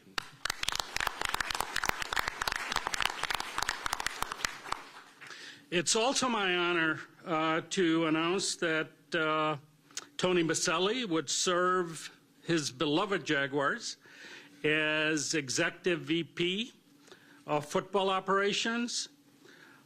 Tony was born for this. His leadership during our GM search was extremely impressive, and his excellent collaboration with Liam helped lead us to where we are, which is to welcome James Gladstone as the GM of the Jacksonville Jaguars. There's a lot to know about James, a lot to like about James. All of it will become evident today and in the years to come. But one thing I do want to emphasize is James faced fierce competition during the interview process. Every candidate was outstanding, and I think that speaks to the promise the next generation of leadership in the NFL holds. But more importantly, it speaks to the high quality of James Gladstone. Today's NFL is constantly changing. It's important for us to find a GM who is unafraid of change, someone who can innovate, collaborate, communicate, and evolve. All of that describes James. It's no wonder James has already produced a brilliant body of work so early in his career, but what's best is his immense promise in the role of general manager.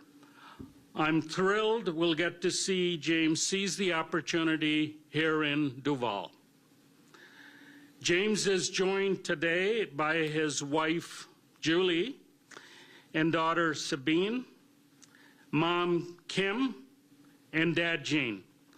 So to the Gladstone family, I know you're as proud of James as we are, but I want to welcome you to Jacksonville and the Jaguars family.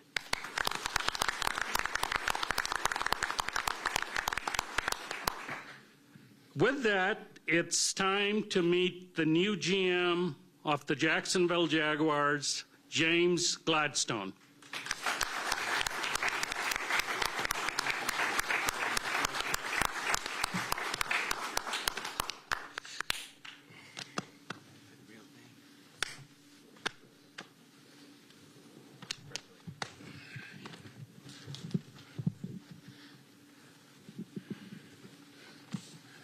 Good morning.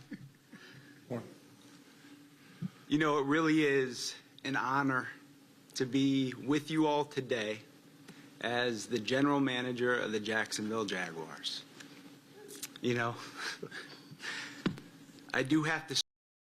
We're actually going to get to that full statement in just a second, but first, let's go back to Shad. I was a little longer than I originally anticipated, but it's all good. A lot of thoughts going all the way back to Lamping's extension, Baselli. All right, Austin. Eric Armstead getting his flowers for the Walter Payton Man of the Year award. Pointed out excellence on the field, but it is a forgotten thing, overlooked. And we've talked plenty about that, but certainly congratulations in order there. But Sean, it looked like he was. It kind of looked like he was beaming up there, like it was, a proud dad moment. That's the vibe I got from it. What'd you think? Yeah, that's kind of how I viewed it as well. I think in terms of the verbiage and a lot of what I heard, it was. It's a lot of, turning over a new leaf, being willing to adapt to change and things like that. And I think it begs the question, with the old regime, spearheaded by Trent Baalke with Doug Peterson, if there was more of just those guys kind of being stuck in their ways a little bit and not being willing to adapt, and I'm not saying that's how it was. I'm just saying I found it really interesting that Shad Khan really drove that point home of, being able to change things around and he kept saying adapt and everything. And you're talking about an organization with the Rams who have really been all about that, right? Who have shown various blueprints in how to build a roster, how to build a team, and how to win a Super Bowl. So I've always kind of considered them at the forefront in terms of when other teams go right, they go left. So I'm very curious to see if that kind of philosophy is going to be used here in Jacksonville, or if it's going to be a little more for your first year. It's going to be a little more on the economical, just kind of go with the flow stance. But yeah, I mean, it seemed like Shad Khan was extremely happy. Tony Baselli got a nice shout out. Lamping being re-signed. I mean, I think when it comes to Shad Khan, Hamby, and he'll be the first one to tell you, when you talk about the day-to-day football stuff, like I think he's a lot better than when he first got here, but I'm sure he's still learning the game as well, right? He's still learning some of the nuances and what it means to be a player and what it means to be an owner. And I think with him, it's all about loyalty. Just look at how long he kept, Doug Peterson. Look at how long he kept Trent Baalke when other people were asking for their jobs. So I think he runs with a small circle, and I think he runs with people that he can trust. And then once he can trust you, you're in that circle almost for life, or until he has no choice but to let you go, a la Trent Baalke. Right. But overall, man, I mean, I thought it was a good introduction. All the handshakes were on point, no awkwardness. No awkward. No awkward Duvals or anything. So we don't have to clip that and see that all around Barstool Sports and everything. At least I haven't seen one yet. Maybe we haven't let him finish his first statement, so we don't know. Yeah. Who knows, man? Maybe he's got kind of like a James Earl Jones, bass in his voice Duval, where it just completely blows us away. So we'll stay tuned to that. But overall, man, I mean, it was fine. I have nothing to really nitpick about it. And I'm kind of indifferent towards it. I'm really more curious to hear what Gladstone's got to say. What do you think, Amby? Yeah, I'm with that. So let's do that. Let's going to take a quick break, and then when we come back, we'll get straight to Gladstone's opener and more answers from him from Jacksonville Media. We'll be right back on the Brent and Austin Show. When it's time to get a new car for anyone in your family, just remember, nobody but Nimnick, the #1 Buick GMC dealer in Jacksonville. Get the latest price breaks on 2023 and 2024 models, or the newest 2025 vehicles in the showroom on Phillips Highway, or shop online at nimnickbuickgmc.com 24 hours a day. GMC Sierras, Yukons, and the redesigned Acadias, or get the all-new redesigned line with Buicks. It's nobody but Nimnick, and part of the reason why is this is a first-class buying experience here at Nimnick Buick GMC. You're not just a customer, you're a friend. This is about getting a vehicle that best fits you and getting you on the road, and also helping you and your family down the road. Nimnick has a treating you right guarantee, courtesy, respect, fairness. And most Buicks, GMCs, and Jacksonville's only Car Bravo dealer, nobody but Nimnick. Who has put in the most years and stands behind a better experience? Nobody but Nimnicht. GMC, we are professional grade.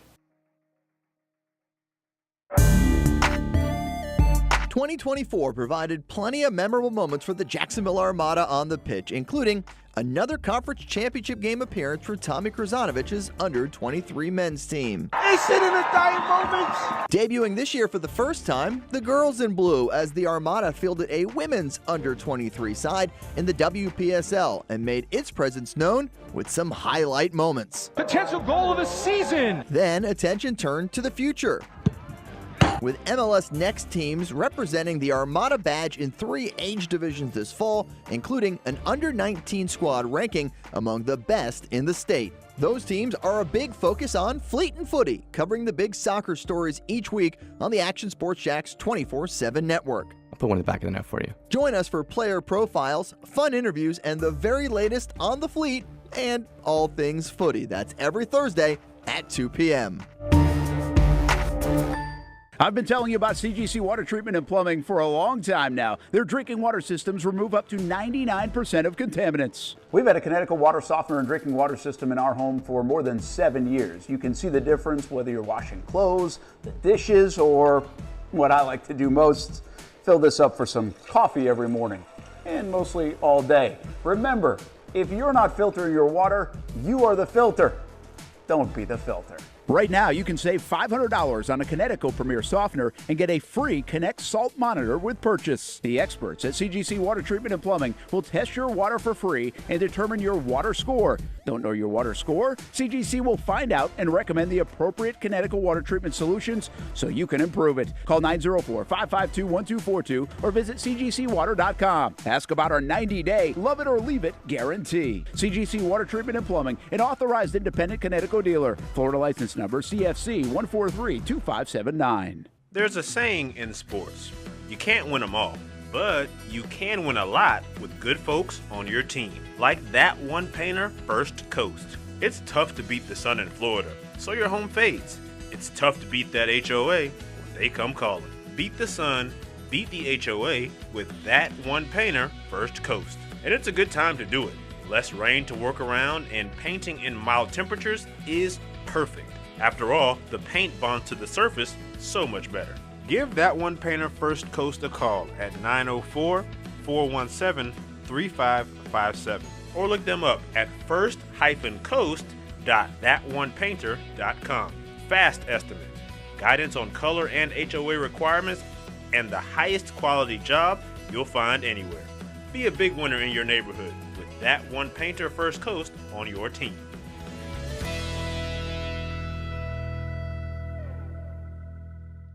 When it comes to trucks, I know exactly what I want. And at Bozard Ford, they make it easy to get exactly that. Let's go make this truck a little more my style. With Bozard Built, I can create my perfect truck right here. Lift kit? Check. Premium wheels? You bet. Advanced lighting package? Oh yeah. The Bozard team works their magic.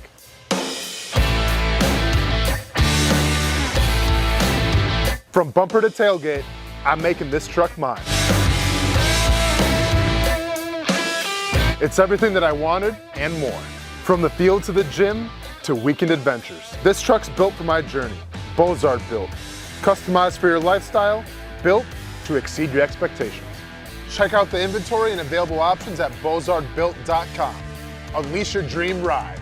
Customized, covered, and Bozard approved. Welcome back to the Brent and Austen Show, streaming on the Action Sports Jax 24/7 network. Shedeur Sanders says he will not take part in any on-the-field activities at the NFL Combine this week. Similar to the new wave of top quarterback prospects coming out of college football, he will do the same. I believe Cam Ward is still, as of now, set to take part in those, but that remains to be seen. Perhaps a topic that we will get into more in depth later in the week, but we do want to welcome you back to the Brent and Austen Show, and we're going to hop right into James Gladstone's first opening statement as the new general manager of the Jacksonville Jaguars. Start first and foremost by thanking Shad, Tony, and the entire Khan family for believing in me, for entrusting me with such an incredible opportunity. You know, their passion for this city, this franchise, it's contagious. And I look forward to building something special with them. You know, as I look across this table, I also got to give a thanks to Tony Baselli for his leadership throughout this entire process, our football operations staff who have made it a seamless transition for my family. I got to give a thanks to Mark Lamping for his invaluable insights, and to Liam Cohen. Liam, I can't wait to bring your vision for this football team to life, working with our coaching staff, our scouting staff, and our support staff to give the city of Jacksonville, its fans, and our partners around the world a team that they're proud to support. To my wife, Julie, to my daughter, Sabine,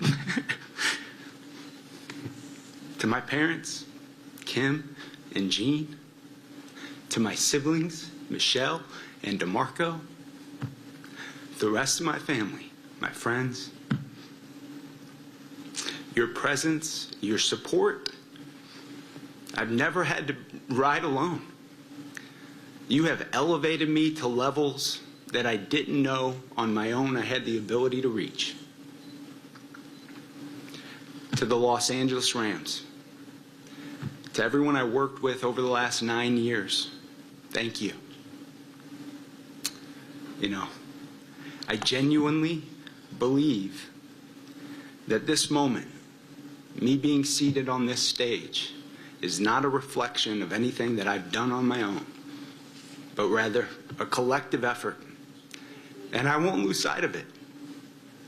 To Les and Kara Sneed, you guys altered the trajectory of my life. Supporting you, learning from you, you know, that was an honor of a lifetime. And I'll look to carry that experience forward every day in this role. To the Jaguar fan base, I turn to you. With Liam's vision, with a disciplined approach, you know, we're going to bring you a product that you all can be proud of. And we are so appreciative of your support. With that, game on.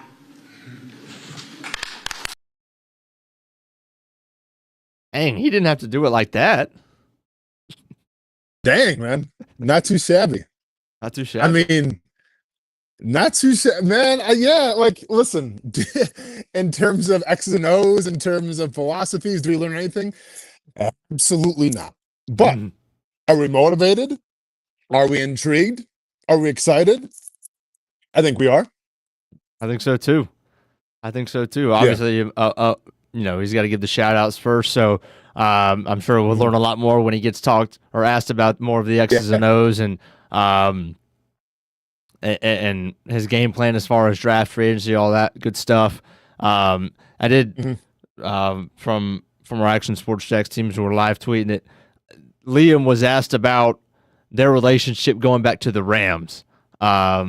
Yeah. So I'll just tell you about what he said. He was like, back in 2018, when they were both there, Gladstone was in charge of the UDFAs, the undrafted free agents, and the quote was like that he dominated that space, that he absolutely crushed it, and that was like their first kind of, I guess, moment, I guess would be fair to put it as. That even back then, which was, 6-7 years ago now, where Gladstone had only been there for 2 or 3 years, he was the guy. He was the leader of that whole process and operation, and Liam watched him crush it. So that was kind of an interesting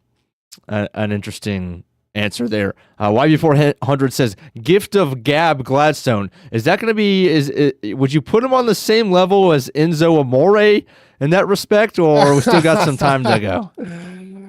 No, I mean, listen, he's still got a little time to go, but you do appreciate, I think, that the realness of him, right? I mean, he is a young dude. He did get choked up a little bit, got emotional, as you should be. Obviously, this is a guy who has worked extremely hard, and he finds himself in one of 32 roles of being a general manager in the National Football League. That's quite the title, right? So sometimes emotions can take over, and that's completely fine. That's human. And yeah, the dude seems to.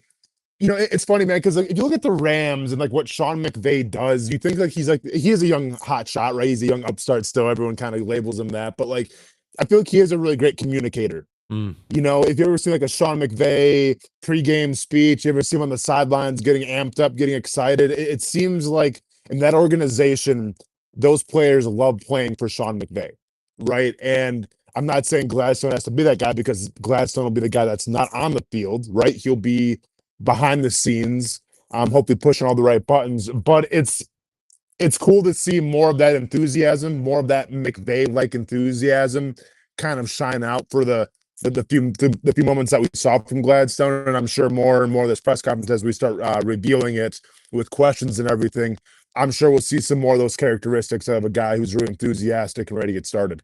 Yeah, we got a shorter one here. This is his, he was asked about working with Liam Cohen. So let's head, we got to get into the X's and O's and the relationships part of this a little bit more. So let's go ahead and hear this. With James, why did you want to work with Liam? When did you guys kind of realize that your visions or the way you see football sort of kind of meshed? And, did you realize when you guys first met that you guys were pretty closely aligned? Yeah, I can't say that when I think back to our time at the Rams, there was ever this idea that, hey, we're going to end up being GM and head coach side by side. But by default, because of where our roots both fall, we're aligned just in and of itself. And I think through this whole process, some of the things that really were the most alluring and exciting about this opportunity is that the leadership structure, well, it mirrors what I'm familiar with in Los Angeles. And I know that that's one that I, A, can have success in, and is, B, something that can be successful in this line of work. All right, so look, Rams East. Yeah. They were successful with it. They're pulling it over. Will they be successful in the AFC? It remains to be seen. Go ahead, Austin. Yeah, I was going to say, I think it kind of speaks a little volume, though, in terms of the interviewing process and why possibly a guy like Gladstone got the gig over a guy like Ian Cunningham. Because if you look at the resume, one could say that maybe Ian Cunningham has a little more experience. He's been on a few different teams, right, has won a couple Super Bowls, has been to some great organizations. So one would say that maybe in terms of experience-wise, Ian Cunningham had the advantage. Maybe that's why he was the favorite to a lot of people out there. But then I think in terms of the interview process and what he alluded to a little bit, that being what we just heard at the press conference, I do think Gladstone probably interviewed better just because he's accustomed to what they're trying to do, right? Like I could have saw Ian Cunningham come in and say, we got to do this, we got to do this, we got to do this, and almost maybe had more of an approach where he's kind of like the alpha. He's kind of the guy that's trying to run the show a little bit. And that may have rubbed the organization the wrong way, because from what we know, it's more of Ian Cunningham. It's more about Liam Cohen's show, right? So that could have been the biggest discrepancy in this interview process, where you had a guy like Gladstone who kind of gets the game, right? Understands that, all right, maybe I got to take a back seat here to Liam Cohen. I'm used to it. I'm coming from the Rams, so I know what to say, as opposed to Ian Cunningham maybe looking for an opportunity to make a splash and kind of came out and said like, hey, we have to do this, we got to do this, we got to do this, and maybe kind of broke the chain of command a little bit in that interview process. Yeah, that makes me think that there's a potential, this is, hypothetically, that there's an adverse kind of effect between experience and alignment. Not necessarily that you can only have one or the other, but the more experience that you have, the more success and track record that you have, the more likely it is. I mean, think about it from your position or from your job. The more success that you've had in the past and stops that you've been at, you're going to come in with your own kind of ideas, and that's a good thing. However, that's probably going to make it more difficult from an alignment standpoint. Not to say that it can't be done, but potentially could it have been that Ian Cunningham, looked at all of his track record and pointed all of these things out, and I've been here, I've done this, I was a part of this trade, I was a part of this decision, and and he had a different vision. He just had a different vision, whereas Gladstone, being from one stop and one stop only, and having a prior relationship with some of these guys, he points to his track record, he points to his vision, but he's easier to align with because, he's been at one stop. He hasn't and look, I think we can kind of get it twisted at some point that he's only 34 years old and he still has 10 years of NFL experience, all with the Rams. So let's not slight the guy on experience too much. I'm not saying that we are, but as a general fan base. But I wonder if that's really where the disconnect could have been. Not saying that there was a disconnect with Ian Cunningham. That's kind of the prevailing, at least, thought process from the fans, is that there could have been a slight disconnect as far as pure alignment, and that Gladstone fit that perfectly. At least that's what's coming out. So I just wonder if that could have been the thing, because he had it, and he didn't, and he was easy to. He's not a yes man by any means, but he's the guy who's saying, hey, tell me what your vision is, I'll execute it, instead of somebody coming in saying, this is my vision, this is how I want to execute it, will y'all fall in line? No, for sure. Yeah, I think that's probably what landed him the gig, was understanding the chain of command, because as we've seen in the past, when you had a guy like Tom Coughlin here and Doug Marrone, and Dave Caldwell, like, it was just, there was a lot of pointing fingers and not really anybody taking the responsibility. So I think Shad Khan has learned from the past. I think he's maybe learned some from some of those mistakes, and he understands how, to run a proper organization, there has to be the chain of command, but everybody needs to be on the same page. So yes, this hiring screams everybody being on the same page. Now, that's not to say, like, with Gladstone, though, like, you just can't be a yes man, though, right? And I think this is going to be the biggest question. I don't want to even call it a concern, but it's something that I will keep an eye on. It's the fact that, yes, you got the gig essentially because you understand who's calling the shots, you understand where you fit into place. But that's not to say that Gladstone can't be his own man, because he has to be. Right? Like, you just can't fall in line and say, okay, whatever you want, but like, no, man, absolutely not. Right? I feel like sometimes with GMs, man, like, they can be rogue, they can have their guys. And I'm not saying that we need a complete, like, Mad Max, he's going rogue, he's by himself, not at all. But you still have to rely on your instincts, and you still have to rely on what you've learned in LA. And I think when you have a regime right now who, yes, everything seems to be aligned, but that alignment revolves around a lot of inexperience. So we got to be mindful of that and go, okay, I like the plan. Now, the plan's coming from a lot of guys that are young and haven't been in these positions before, but I do like the plan. But now when you're Gladstone, you still got to stick with your instincts. You still got to stick with your gut, and you got to stick with what got you there in the first place. Yeah. I'm trying to take a bird's eye view from it in my aspect and just say, look, the number one thing when Peterson was fired and Balky was retained was there's not going to be an alignment with a new head coach trying to arrange the marriage with Balky. And that was the frustration when the questions were asked to Shad, where fans, at least at first, didn't feel like he understood that.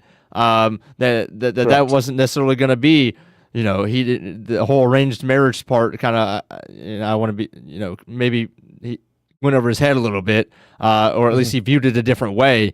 But this is for the last 6 weeks and beyond, alignment's been the thing, right? And I know we've talked about it, and Baselli when he was hired, and we talked about it then more. But if I'm saying the number one thing that I have to be excited about, and Coach Ripley puts it right here. He says, chain of command is right now the best we've had since day one, with Coach Coughlin being hired a year in advance to do all the work. And I got to say, I agree. That from the top down, from Shad to Baselli to even Lamping, throw him in there, to Tony Khan, everybody who was on that stage, down to the coordinators who Liam Cohen handpicked to install his offense with his language, right, and do it the way he wanted to do it. Everybody seems on the same page, which, again, seems like it should be an easy thing. If you've been an NFL fan for a while, if you've been a Jags fan for a while, you know it's not the case. So we got the main thing right. I don't care. I mean, I'm interested to see what else Gladstone had to say, and we will hear shortly. But without hearing it, it feels like we got this right, and that's reason for me to be excited. Yeah, I mean, I think, and I agree in the chats, I think it is kind of the first time this team has seemed aligned like they are in a long time, which is a great thing. Like, obviously, should you be excited? Absolutely, right? Is there intrigue? For sure. Is there hope? Yes. But, I'm going to temper stuff until I see it unfold, right? Because I've made this mistake too many times in the past. Sure. I was excited when Urban Meyer came to town, right? Yeah. I was excited then when Doug Peterson came to town. I was excited when Ryan Nielsen came to town, right? And that excitement has come back to kind of bite me in the ass a little bit. Now, this is the NFL, and you keep swinging until you get it right. And have they finally got it right? I mean, it seems like there's excitement. It seems like they very well could be. But you know me, Hamby, I'm going to have to wait till I see it for myself. And especially, once again, just kind of repeating what I said earlier, there is a lot to be excited about. The one thing, though, that, and let's see how this plays out, is Gladstone going to add more guys with experience? Right. And when I say experience, just more guys that maybe he's worked with in Los Angeles that want to come from the Rams and get to the Jaguars, because that's the only caveat right now. That's the only asterisk, which is really tempering my enthusiasm and excitement, is you have a lot of guys in new positions with inexperience. And I'm not saying that's a bad thing, because the NFL is always going younger. So once again, I'm not saying it's a bad thing, but I'm just saying, are you going to have some fail safes put into place where, okay, if something goes south, because it's the NFL, things are always going to go south. Do you have some guys to bounce some ideas off of, to get some constructive criticism from? And I think that's going to be more on Gladstone now than anybody, because Gladstone's got to assemble his staff. Well, he's got to assemble his staff, and he's got to build an organization. He was asked about that, so let's hear that now. It really unique for you in those 9 years that you guys built this organization two different ways. Gave up top picks for Jalen Ramsey and Matt Stafford. Then as you promoted your career, or you were promoted, scouting became that much more important, including recent picks, which went to the Defensive Player of the Year this year. So how do you take everything that you learned, two different ways to build an organization, and now apply that to this team, which has some parts in place, but obviously room for improvement in other aspects? Yeah, that is a great question, really layered. I'll try to be as clear and concise with my response as possible, but touch on some big picture items. I think, the adaptability that shows amongst the leadership group in Los Angeles, and one that we'll look to embody here, knowing that this is an ever-evolving landscape in the NFL, and the importance of changing and being ahead of the curve in terms of what success looks like. I think beyond that, I see a lot of parallels to really my time with the Los Angeles Rams and the current moment in time here with the Jacksonville Jaguars. In particular, dating back to sort of the inflection point in 2017 when the Los Angeles Rams were coming off a 4-win season, hired a dynamic and resilient head coach, and were able to follow that up with a successful season and successful season since. So really going to tap into all of those years of experience and the different sort of modes of operation and models that we deployed while applying here. All right, well, that's Gladstone there. So the press conference has wrapped up, about 45 minutes in total. And Cohen was asked a few questions, Baselli, Lamping as well. I believe we're going to get a stadium update in the next few minutes. But we are going to take a quick break. When we come back, we believe Brent is on his way. Austin, any idea if Brent, if there's tweets going off about Brent's line of questioning today? Have you seen anything yet? I have not, man, because when I'm streaming from my cell phone, I can't go on my cell phone and look up any tweets or anything. So I'm curious, like you, man. Was Brent Martineau asking those high heating questions? Was Gladstone crowding the plate a little bit? Did Brent Martineau come with some high heat, or was it more of a hey, welcome to Jacksonville? Here's some soft toss for you. Go ahead and hit it out of the park. I guess we'll find out. We will find out. So we will be right back on the Brent and Austin Show. Live look over the bank, where everybody is camped out for the day, and they will soon leave for Indianapolis. We'll be right back on the Brent and Austin Show.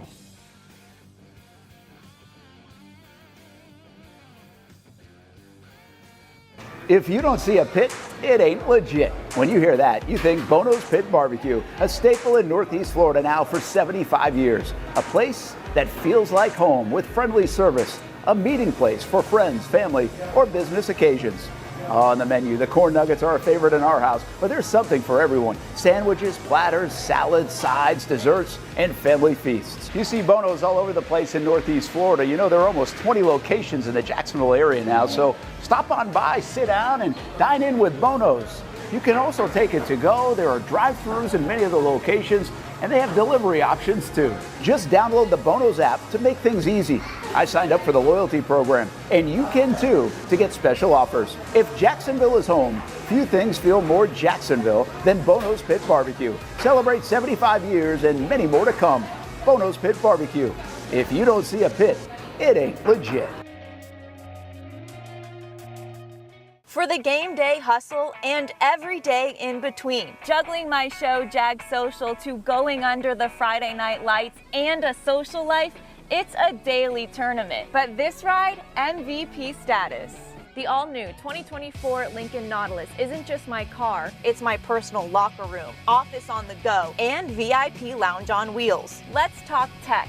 My profile remembers everything from customizing my dash display to setting the ambient lighting and my signature scent. And wireless charging, essential for live tweeting scores. Whether I'm packing for a beach day with friends or heading to the gym, there's space for every passion. After dominating all day, this becomes my recovery zone. The massage feature is like having a personal PT on call. Life's a non-stop game, but with this ride, I'm always on my A game. The 2024 Lincoln Nautilus. Drive your passion.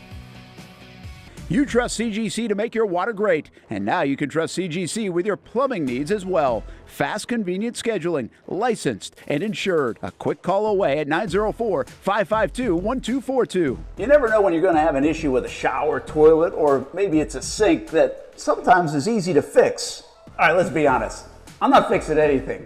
I'm totally staging this because when I have a plumbing problem, I call CGC Water Treatment and Plumbing. Trained professionals, transparent pricing, customer satisfaction. Small problem or even a bigger issue. Right now, you can take 10% off any water heater. The experts with 25 years of experience at CGC Water Treatment and Plumbing can do it all. Call 904-552-1242 or visit cgcwater.com. For a limited time, CGC is waiving the trip charge on all related plumbing calls. CGC Water Treatment and Plumbing, an authorized independent Connecticut dealer. Florida license number CFC 1432579.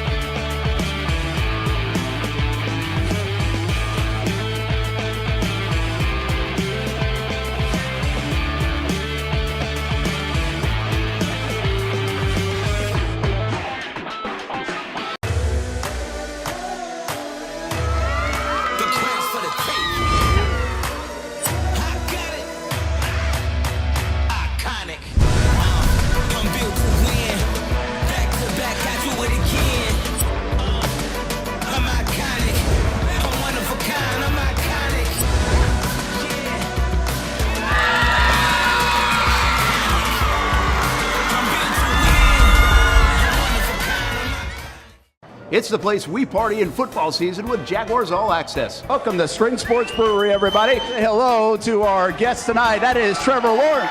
You can bring your party or event to String Sports Brewery in Springfield any day and any time. Rehearsal dinners, corporate events, birthdays. Here at Strings, you can enjoy the inside area and the outside area. Good for any weather, good for any occasion. Watch the games, play the games, shoot some hoops. Beer? Yeah, they have that. Plenty of choices. And sure, this is a brewery, but Strings is also a restaurant, and the food is fantastic. A full menu made from scratch meals. And if you need String Sports Brewery to help with a party at your place, they cater too.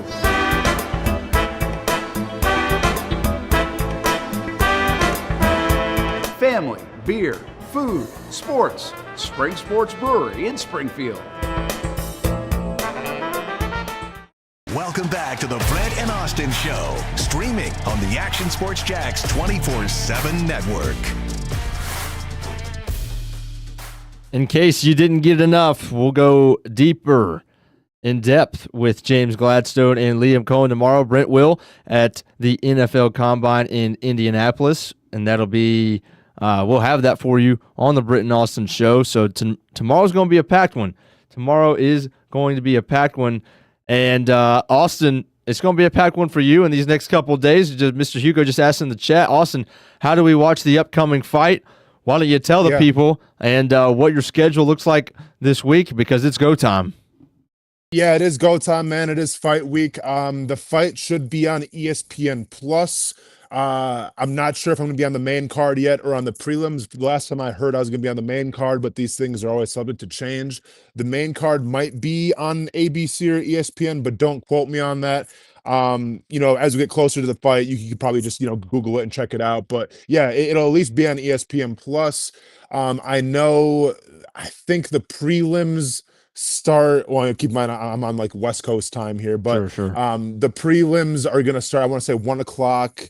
I'm sorry. Yeah, it'll be 4 o'clock in Jacksonville. And then I want to say the main card starts at 7 o'clock in Jacksonville. But yeah, like I said, it should be on ESPN Plus. And then when we get closer to the fight, they'll announce where exactly on the card I'll be fighting.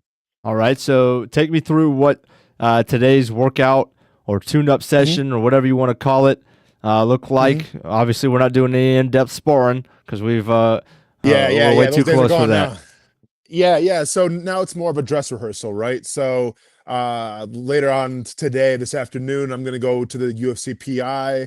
I'm going to get a very light sparring session in, kind of go over, more of the game plan, the kind of looks I'll be getting, and just kind of, keep ingraining myself in what it's going to feel like. Right. And then my head coach will be here tomorrow, gets into town. So then we'll start hitting mitts, kind of go over more of the game plan. But yeah, in terms of all the physicality, all the hard stuff is done. Now it's more of just mental work. Obviously, I don't got to cut weight, so that's a plus. Don't have to worry about, exhausting my body and cutting calories and all that stuff. So it's just breezy now into the fight, man.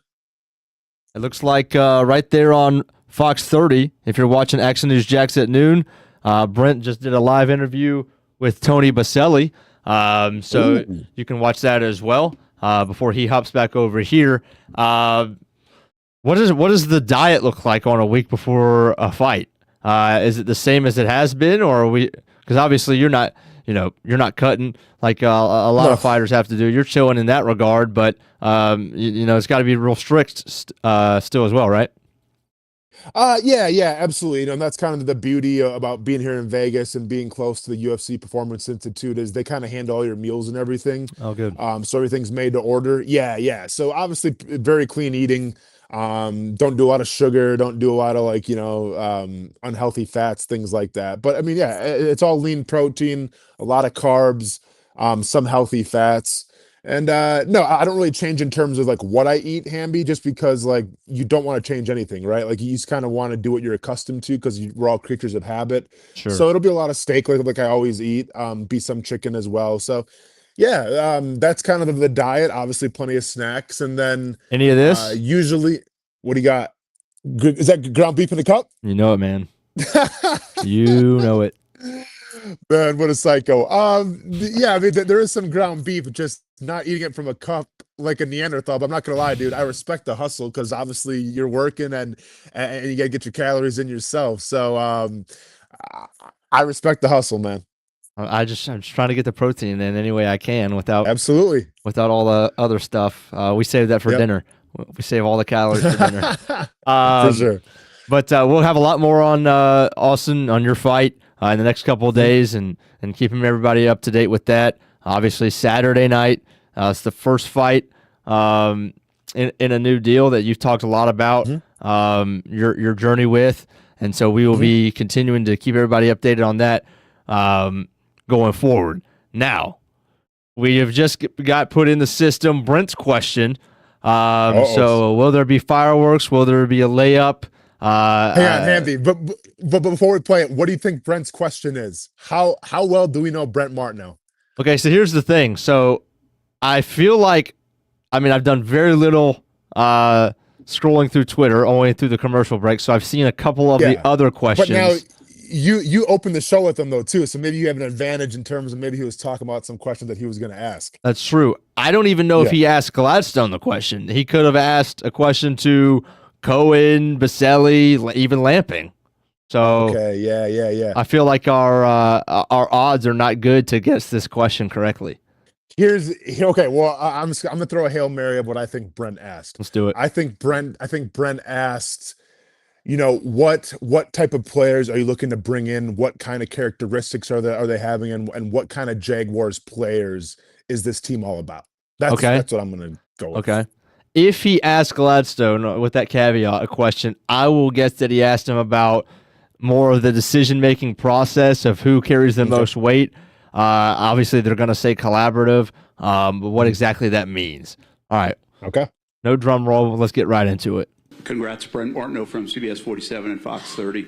Do you look at what you bring to the table as cutting edge or outside the box? And what does that look like in today's NFL or from a GM spot? Yeah, that's a fair question. I think that, I have a fresh perspective, I'd say.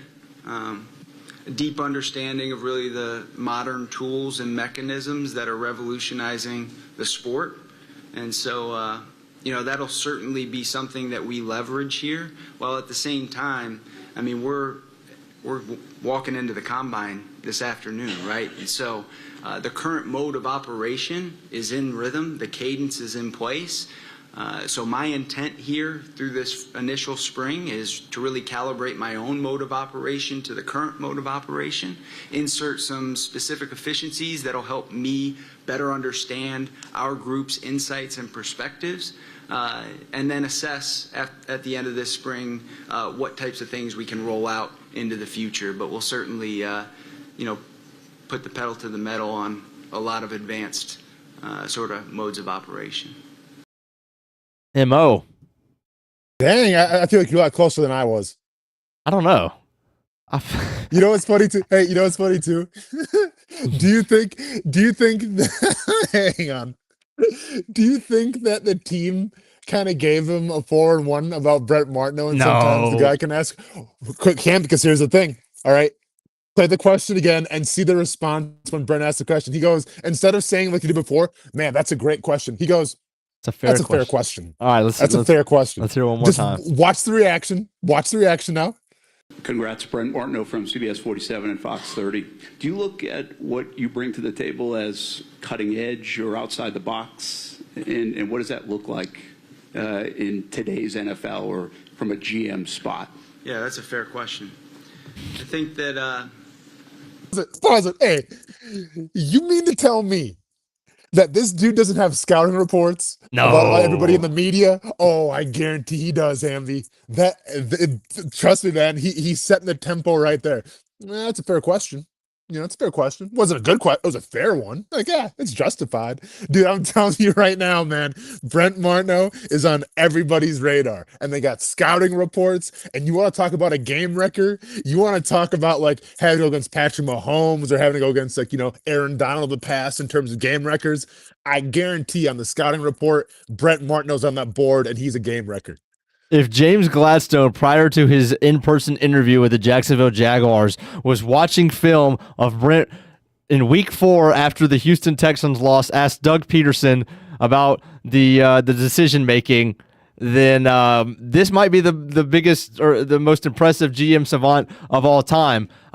If only he would have answered that question. Well, outside of the box, you wouldn't understand.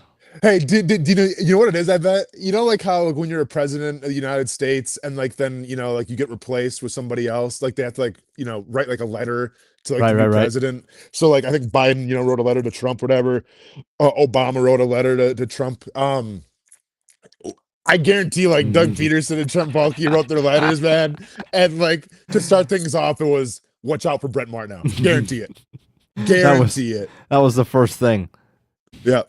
Yeah, man. Listen, this dude's, and once again, going back to the chat, Delphonic, Mike McCoy's face response to Brent. Yeah, listen, this guy's in the depth chart, and this guy's considered a game record. That's all I'm saying, man.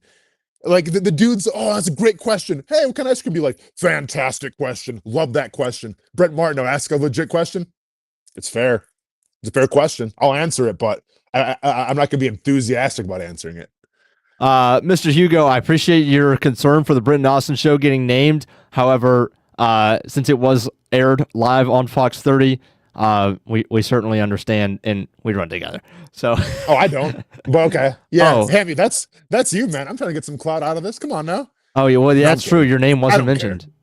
No, it's fine, dude. But you have to understand something right now. My name's never mentioned, and that's cool. Like. I'm always going to be part of like the underground. You know what I'm saying? Like, I don't want to be in the spotlight. I don't want to be like the outstanding member of the community and the team. I want to be my own dude, right? I'm a freelancer. I'm not even part of the conglomerate, right? I don't get the health insurance. So with that being said, I'm kind of my own person. So I don't need to get the clout and the mentions. I don't need to go on the yacht and have lobster bisque. I don't need any of that, man. Because at the end of the day, I have the peace of mind of kind of like sharing what I think and telling it like it is.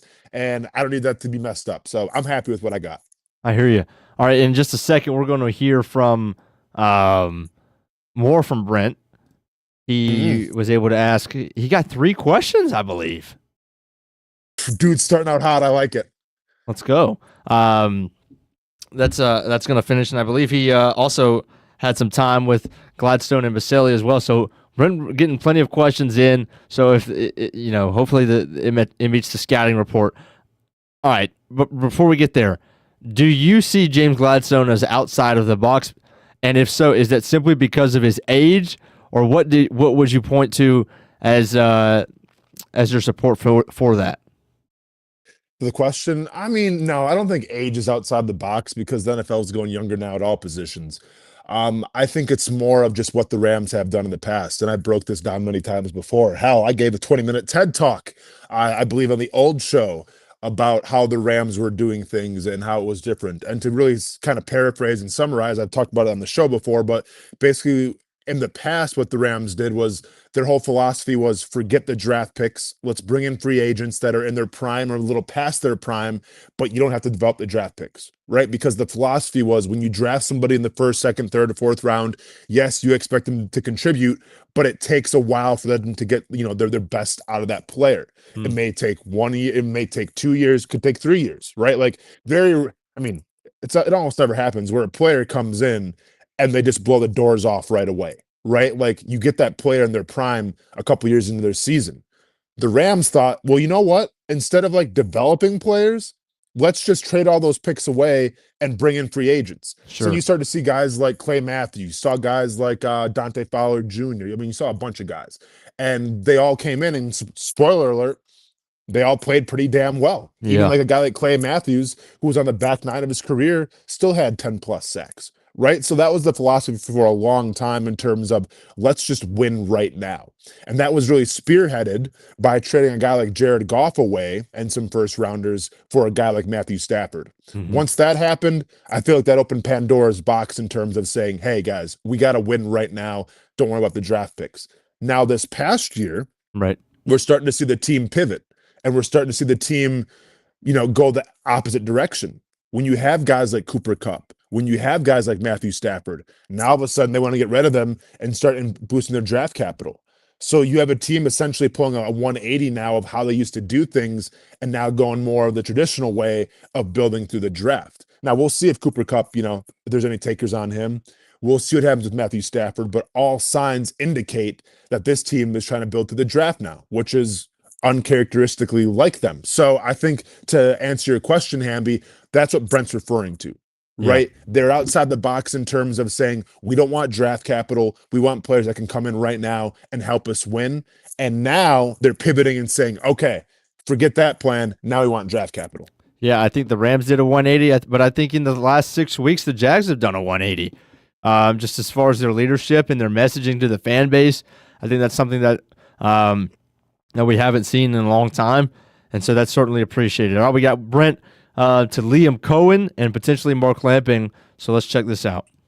I got one for Liam and Mark. Liam, start with you. Staff's assembled now. It looks like a lot of common themes. At least they talk the similar language offensively as you do. How important was that part of it? That people understood what you were looking for, the language part of that, and why was that important? Yeah, that's a great question. The balanced attack that we want to have out on the football field, right, is the same exact attack that we were looking for within the building, within the coaching staff, within the whole structure. Complementary pieces that ultimately will lead us to the success we're looking for. When you go and get a guy like Grant Udinski from Minnesota, who obviously was pretty popular throughout the offensive coordinator search this year, well, he's coming from a direct position with the Minnesota Vikings that he was hand in hand with Kevin O'Connell and that staff throughout the last couple of years, getting it to the point that it's at right now. And we speak the same language just so easily, right? A lot of the things that we look for that Tony just mentioned, but also as you dive deeper and deeper into the daily rhythms and how we communicate with each other, it's been such a great transition, especially with him spearheading at the offensive side of the ball. Mark, two-parter, if you don't mind, can you give us an update? See a lot of cranes around, obviously some early things happening, I think, at the stadium. Can you give us a little bit of an update?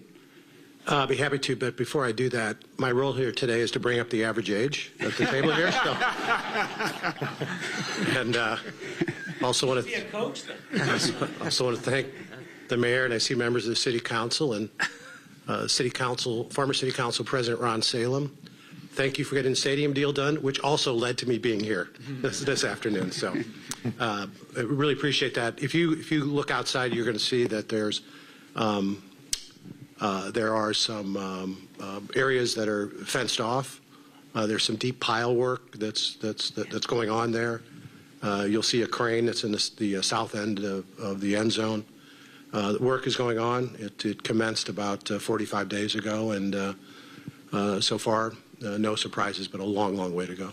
And secondly, do you have an update, or how close are you to deciding Orlando or Gainesville? And when will everybody know? We're probably within 30 to 45 days from submitting a report to the National Football League, which will summarize our evaluation of all the alternatives. We'll also include a recommendation. The league will receive that. They'll study that. We'll have a lot of back and forth. And if we can get to a consensus, which I'm sure we'll be able to do that, it will then go through the normal NFL approval process. It would go to committee meetings in advance of probably the May owners meeting. And then if things advance through the committee process, I think maybe by the May owners meeting, there may be something to consider. But, keep in mind the approval process for a temporary stadium is the exact same as extending a lease. So we not only have to have the league approval, committee's approval, but also 75% of NFL owners agree. All right, so forget the answers right quick. Number one, you got a great question from Liam Cohen. So we have Brent being congratulated on a fair question, and then a great question. Great question. I like it. But again, I couldn't. I don't know if I could focus fully on Mark Lamping's answer because Austin, did you see Tony Khan's teacup? Oh no, dude. So you have to understand. I'm outside. I got some glare on the phone. I can't really see anything. I didn't see the teacup. I was laughing at the answer that Mark Lamping had. Great comedic timing, fantastic. I feel the same way sometimes when my son's with some of his friends, where I'm just like, man, I'm way too old right now. And that's how Mark Lamping was feeling. Can we what about the teacup? Yeah, hold on. Let me bring this. Here. Let me bring this. All right. So let me fast forward this just a little bit. Yep. Because I need one. Brent, fantastic. I need that.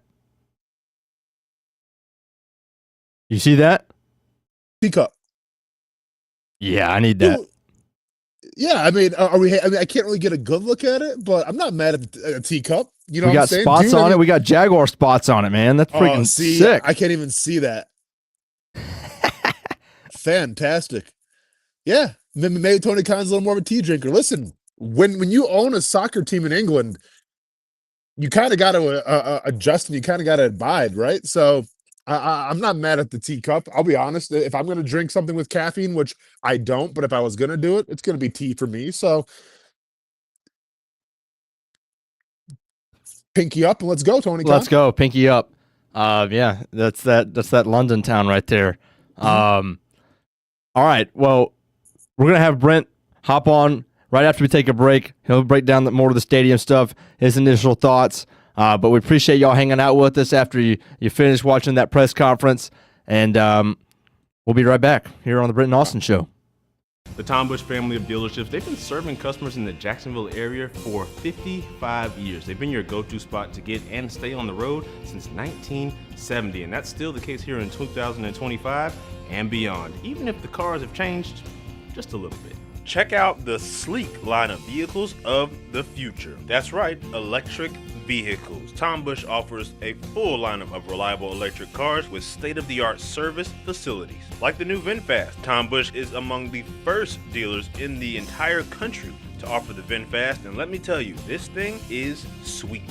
The good folks at Tom Bush have all the info on charging, service, tax credits, and everything you need to keep your EV running smoothly. BMW, Mazda, Volkswagen, Mini, and the newly offered VinFast. There's something for everyone at the Tom Bush family of dealerships. Ready to join the Tom Bush family? Stop by the showroom or check out the inventory online at tombush.com.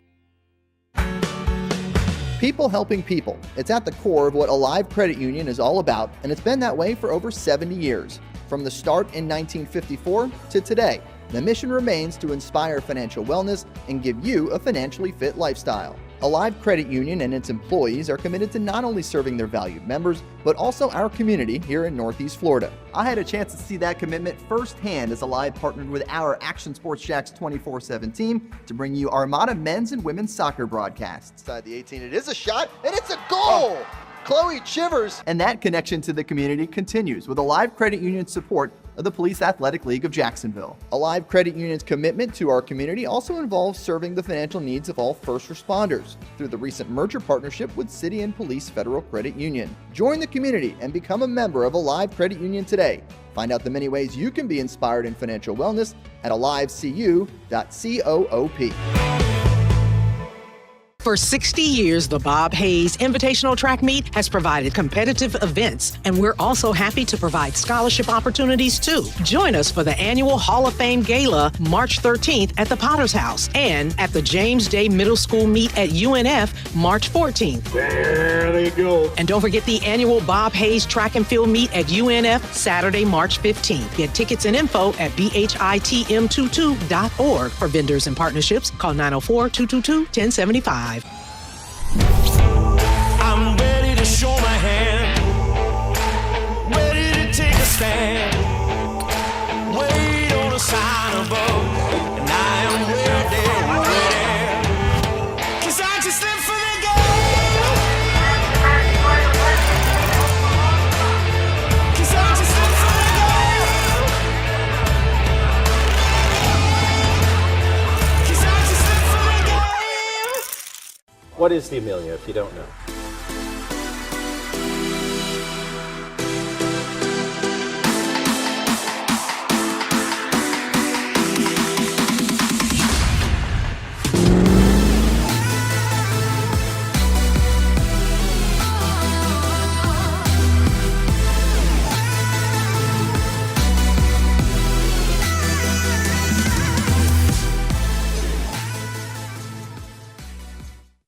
Feel it coming? The rumble in your chest, the roar of the crowd. It's an experience you won't forget. The Emily Motor Oil NHLRA Gator Nationals are back March 6th through 9th at Gainesville Raceway.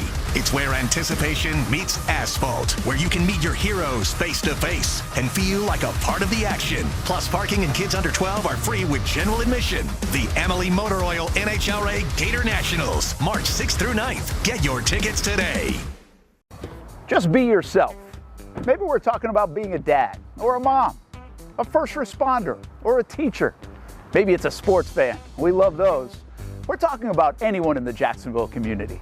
At Community First Credit Union, just be yourself means being real. When you partner with Community First, it's straightforward. They're people connecting with you so you can be yourself. I've been coming here to Community First for years. This is the Bartram branch, the one I usually come to. And they have mortgage loans, personal loans, and auto loans. And I'm almost done paying off that truck loan. Just a few more months. Good rates, easy online banking, and friendly customer service when I have a question. It's easy to be myself with Community First. They live up to the slogan in their name. Community First has partnerships in the Jacksonville community with the Iceman, the Florida Theater, the Jacksonville Zoo, and many more. Visit one of the Jacksonville branches or find out all you can do with Community First Credit Union at communityfirstfl.org so you can just be yourself. Welcome back to the Brent and Austin Show, streaming on the Action Sports Jax 24/7 network.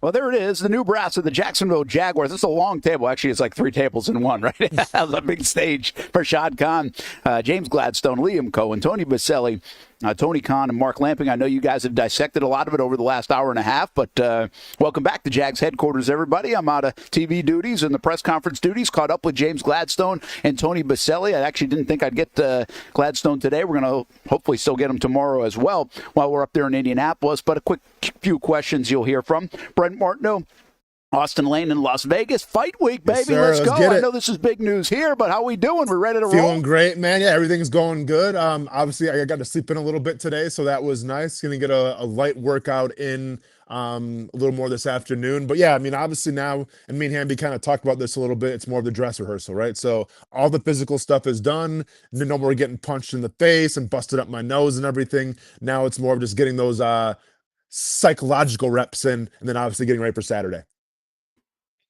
Hey, overall, I haven't listened to you guys talk the last hour and 15 minutes or so, and I don't really, there's so much going on in our world, balancing all this, that I don't even know what Twitter's really saying. Haven't really jumped on there. But give me a thought, like what's the overall impression of this in place now, and specifically Gladstone, how he did? Because it was pretty interesting, right? He obviously showed some of that raw emotion that almost Cohen showed, too, in his introductory news conference. Opportunity of a lifetime, right? And I think some people in the social media world are like, oh, my gosh, these guys are kind of emotional. I was like, no, you love that. I think it's genuine. Like, there's some genuine nature to that for me of these folks are getting their dreams coming true right in front of us, and that's probably pretty emotional. So I thought that part, but I wanted to get, what is everybody saying? What are you guys thinking? What did you take away not being in the room? Yeah, I mean, obviously I haven't really been on Twitter either since I'm streaming from my cell phone, but you know, the emotion was kind of the first thing that I brought up, Brent. And yeah, I'm not opposed to emotion because it's a human aspect.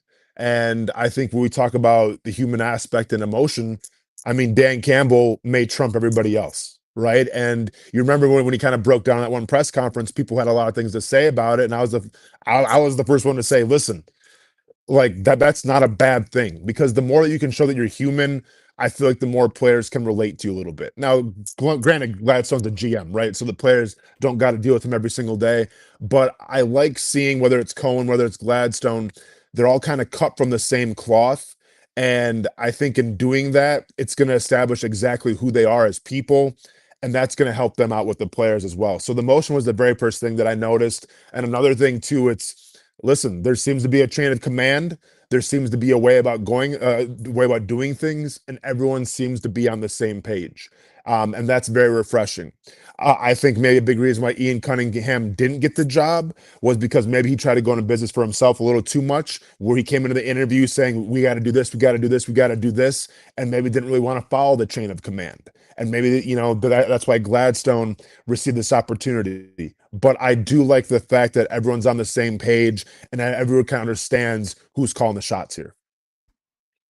Listen, the Jags already have some pretty smart people, in my opinion, in their organization. I think Shad Khan's a bright man. I think Tony Khan's very bright, right? I think Mark Lamping's a bright man. Like, I think they have people that are really smart. I've heard a lot about Liam Cohen and how bright he is, if you will, if you want to use that word as I continue to use it. I don't know if I don't throw around the word geniuses or anything like that. I just think very intellectually smart is where I go. And, I mean, holy cow, does that jump out at you with Gladstone, right? I mean, he just looks... He's you can just tell sometimes when somebody's really bright. And I don't know all the time if that... Like, I don't know if that always wins. I don't know if that is, like, the most important quality to have, quite frankly. I like to think like we do okay in our world, and I'm not the smartest guy in the world. Like, and I'm not afraid to say that, all right? So, like, I'm not an Ivy Leaguer. But it just really, I mean, in Shad, you'll hear a soundbite from Shad. Hopefully we'll spin that before 1 o'clock. He talks about brain power, and it's hard not to notice it. I mean, they've got some brain power at that table, Austin. I don't know the significance of it, but really my takeaway is like, oh, he handled the moment, his explanation of things, his ability to communicate. And I thought Albert Breer said it today, and he was referencing, I think, Snead or somebody else, how he takes this guy's best quality, potentially, as an evaluator, as somebody in this kind of ecosystem in the NFL, is to take in information, evaluate it, absorb it, distill it, and communicate it. Like, I think that was the steps he said. I was like, wow, that's pretty good. Like, if you can do that, because communication is so hard, especially on the layers that the NFL can be. I just wonder if that's a really important thing or a big deal.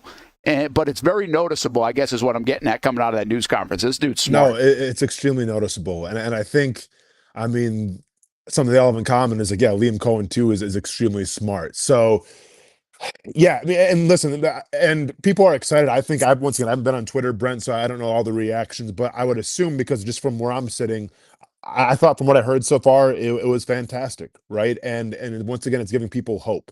Now, I said this to Hamby, I got to be careful and temper my expectations a little bit, because I was the same guy that was excited for Urban Meyer. I was the same guy that was fist pumping for Doug Peterson, right? And unfortunately, those didn't really work out like we wanted them to. So I need to temper expectations, and I need to temper exactly what it's going to look like. But I will say this one thing. I am excited in terms of everybody being on the same page. The caveat to that, though, and the asterisk next to that is, you have a lot of guys that are book smart, it seems like, and you have a lot of guys who understand the game of football. Do you have the experience, and do you have the street smarts as well? And I think time will tell. I think it's going to be very telling in terms of when we talk about Gladstone's staff. Does he poach some other guys from the Rams, maybe a little older with more experience, to come work for him? Where does he go? Because, yeah, it's a GM, but it's a conglomerate, right? You have your scouts, you have your whole department. So I'm very curious to see what type of guys he brings in to work around him. And then once again, with Liam Cohen being kind of the younger guy as well, do they bring in even like maybe more like, you know, I don't want to say analysts, but like executives, whatever you want to call them, specialists, to maybe bring some more experience in, because as Mark Lamping said, he was by far the oldest guy up there. Yeah, yes.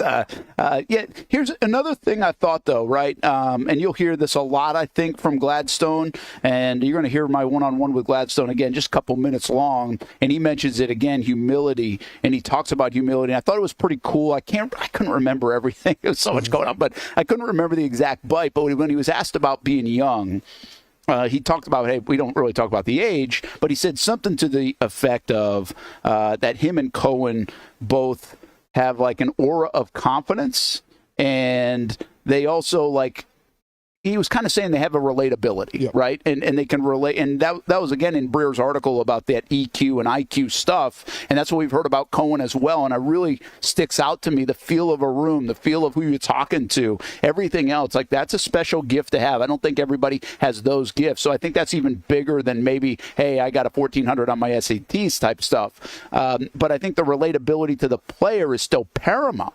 And something hit me in the press conference there when they were talking about it. It was Liam Cohen who was saying, hey, in this day and age where you're dealing with guys coming out of college and you're dealing with guys coming off an NIL era. And I didn't really think about it in that respect as much, like this era of college athlete, Austin. And we've talked about so many times over the years how much the athlete has changed in the last decade. And we saw it. We have witnessed it change while we've been doing a show together. And now it's changed again because NIL is a big deal. And so that college athlete coming out, that guy driving around the Lamborghini in Carson Beck, right? That Cam Ward who's getting paid. Like, that's a different dude that's coming into the NFL that was even coming in as Trevor Lawrence, who's the face of the league, but he wasn't getting that kind of money, right? Walking in the door. He didn't already have that in his bank account, I don't think. So I thought that was interesting. The reason why I bring it up and think it's interesting is because the Jags getting younger maybe at the right time. This is what we ask, like, is this the right time to be right here in the way they're doing it? And I think in today's college world, these guys might be perfectly at the right time. Yeah, so it's kind of a catch-22, right? Because when you talk about the college athletes coming out now, they're getting paid. And listen, I'm all for anybody making their money because they earned it. They put their bodies on the line. It's a full-time job. Good for them. Much to the chagrin of Brent Martineau watching Carson Beck drive around in a Lamborghini, but good for them nevertheless. But the other side of that coin, though, is that when you implemented the NIL and everything, I feel like togetherness and like the whole team dynamic was ruined because now it's not about necessarily the team. It's about taking care of yourself first, right? Like when I was a college player from 2006 to 2009, you know, I was a team first guy, right? Like, it's about the team. It's about having your brother's back and everything. I feel like a lot of those guys now, like, I feel like those days are lost a little bit because now it's not necessarily about, okay, got to care about my teammates, the program, the university, the coaches, the scholarship. It's not about that anymore. It's about maximizing your potential and maximizing your skill set and making as much money as possible. And yeah, that sounds a lot like the NFL. So, like, maybe there is a characteristic there. But at the same time, you got a bunch of guys now that are coming in that don't really know maybe a team dynamic, that don't know really how to have each other's backs.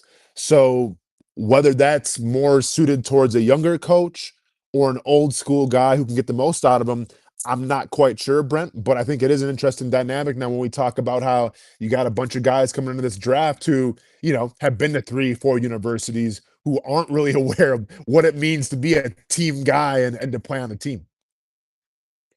Yeah, it might be the right time, right place. Who knows? Again, why not think good things right now? It's okay. I get it. There's plenty of things to criticize. Wait and see. We all understand that. That's now the fabric. That's like the underbelly of all this that we don't even have to say. It goes.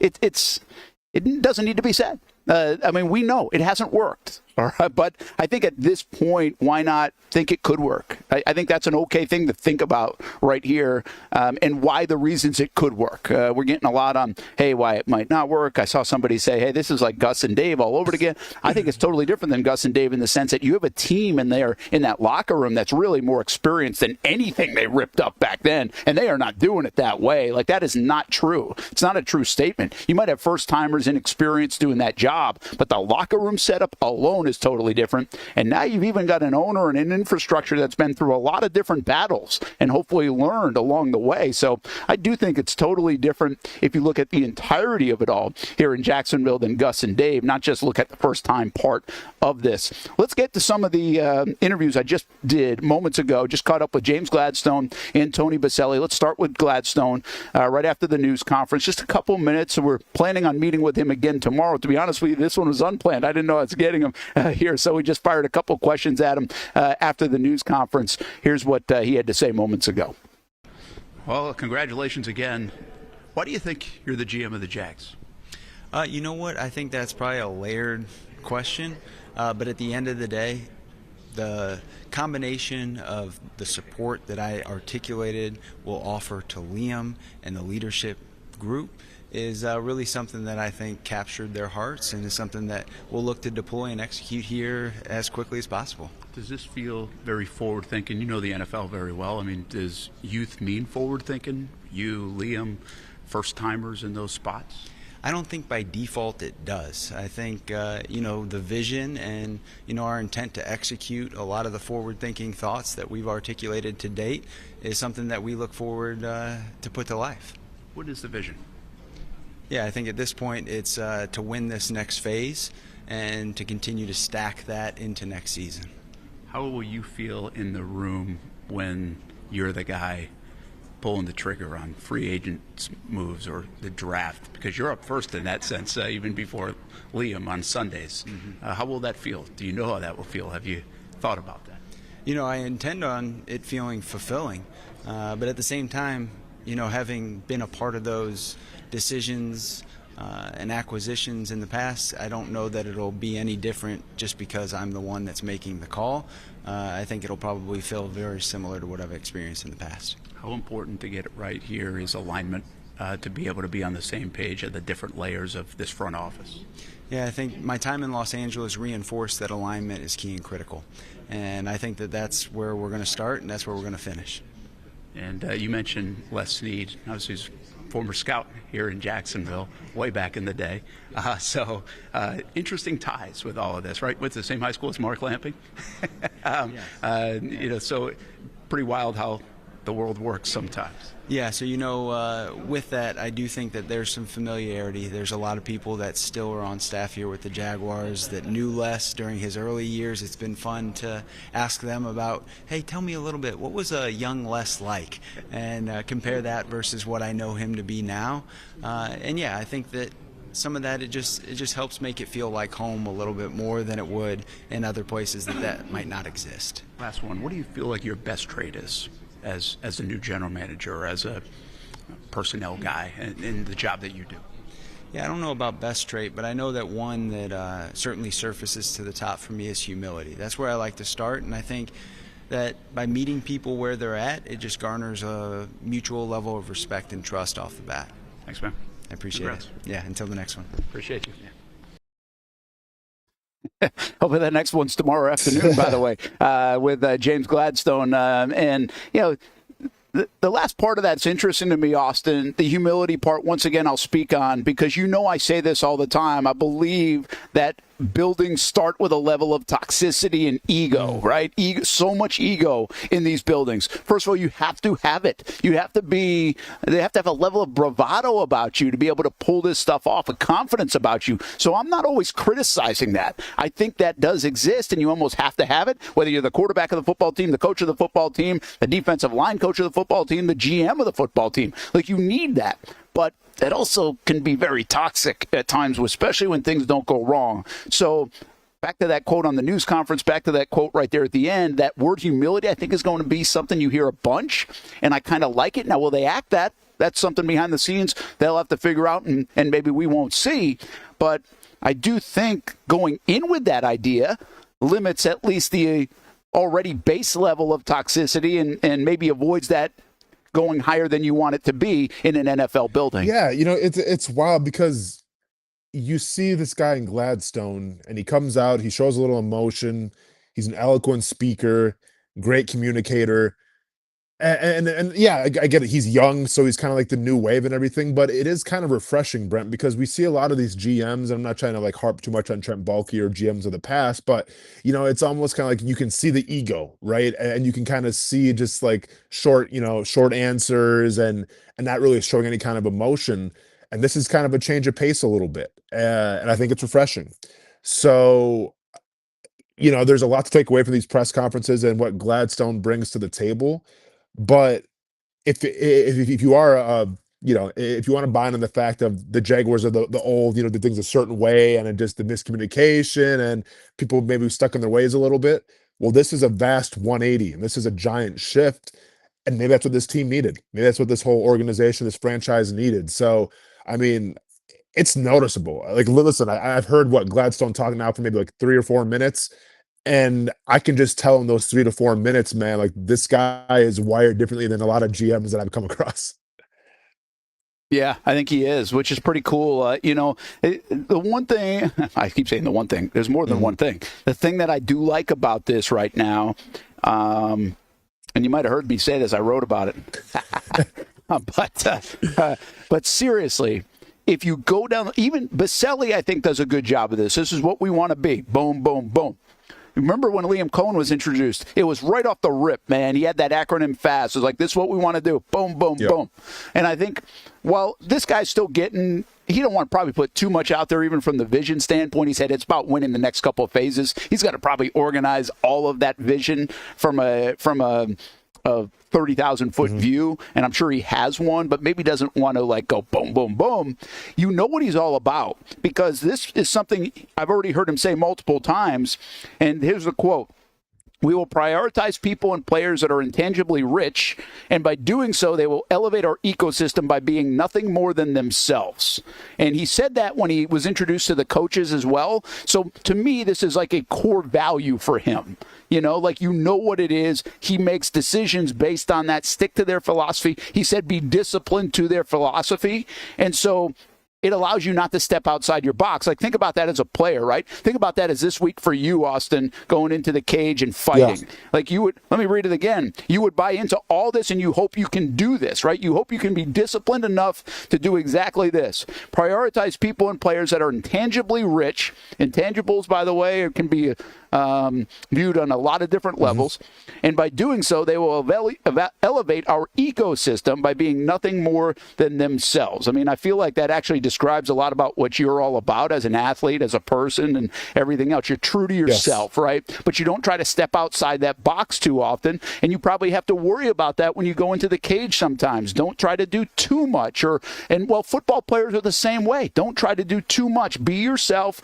Here's what you're here to do. And so I think that's one of his core values. We've already heard it many times. So my point is, I get the feeling I know what these guys are all about, what they're looking for within the first couple of weeks. When I asked the old regime those kind of questions, it was like a 4 or 5 minute answer, man. It wasn't something you'd put on a poster. So it's wild how that quote, a very simple phrase, but I take so much away from it.